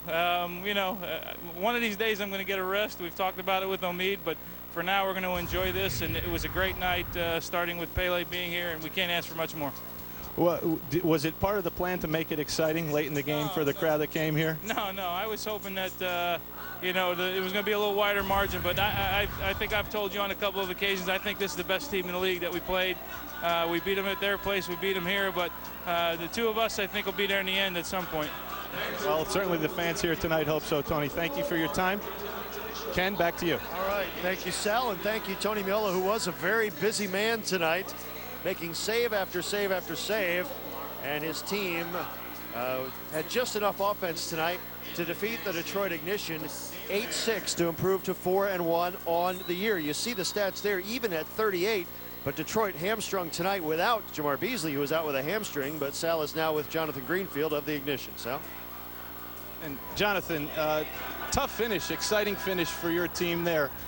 Did playing last night and being down Jamar Beasley and then losing Mike Apple during the game, how much of the fatigue from last night carried over into today, if any? You know, I think it was a tough game. Jersey is a really good team. They played really well, very physical, a lot of pace. I don't like to put you know, excuses on that. You know, we didn't have Jamar Beasley. You know, unfortunately, Mike Apple hurt himself in the first quarter. You know, we all year we got to step up. We can't always depend on Jamar. We can't always depend on Mike. But you know, obviously having players like that, it's a great advantage to have. So at the same time, you know, it's tough to lose both of them. And in both your matches with the Ironmen this year, you've been real effective using the sixth attacker. Why do you think that is? Well, you know, it's a numerical advantage. You know, it's 6 versus 5. And, you know, as a defensive point of view, you're defending a lot. You know, you're literally doing laps up and down, chasing the ball. Hopefully you can pinch it and counterattack. I think we got a good 6 attacker unit right now. And obviously we don't want to go into the season always being down and using that. But if it works, that's good for us. And you had coming off a great victory last night. The Baltimore Blast were flying so far this year, undefeated. You took care of them at your place. You had to feel pretty good going into today's game with some revenge on your mind after the first match with the Ironmen. Yeah, absolutely. You know, last night we lost the last game we played. We lost at home, actually, obviously to the Jersey. And last night was a big game for us. We needed a win. Obviously, you want to win your home games. Coming here today, you know, it's tough. Jersey's a good team. And I see them definitely being a playoff team right now. Do you think it's a problem? You have only 2 losses on the season, and both have come to the Ironmen. Is that something you guys will be concerned with next time you play them? Of course. That's, you know, they're 2-1 up on us, and you know, that's gonna be tough for us. We definitely need to step our game up. We know what they're about. We've seen them twice, so we know what we're about. You know, it's gonna be tough. Obviously, if they carry on going the way they are, and we meet them in the playoff run, I think it's gonna be a tough game. Jonathan Greenfield, thank you very much for your time. Thanks a lot. Ken, back to you. All right, thank you, Sal. Jonathan Greenfield, classy in defeat as his Detroit Ignition side goes down to defeat here. That man was the picture-perfect star of the evening, Daniel Antoniuk, and he was involved in our play of the game. Antoniuk with a hat trick tonight, 3 goals, perhaps none as easy or as pretty as this beautiful ball from Goran Vasic that finds him down low. Antoniuk just has to smile. Here's Vasic again, setting up his man. 2 assists on the night for Vasic, 3 goals of the night for Antoniuk. A big crowd and smiles all around for the New Jersey Ironmen as they sign off on an 8-6 win in front of the home folks that gets them to 4-1 on the campaign. I want to thank all of you for watching tonight. Hope to see you out here many times at the Prudential Center here in downtown Newark this season for the exciting New Jersey Ironmen. So for Sal Rosamia and for our entire crew, this is Ken Tomash. Thanking you for watching and hope to see you again next time. Good night from New Jersey. Again, the final 8-6 Ironmen.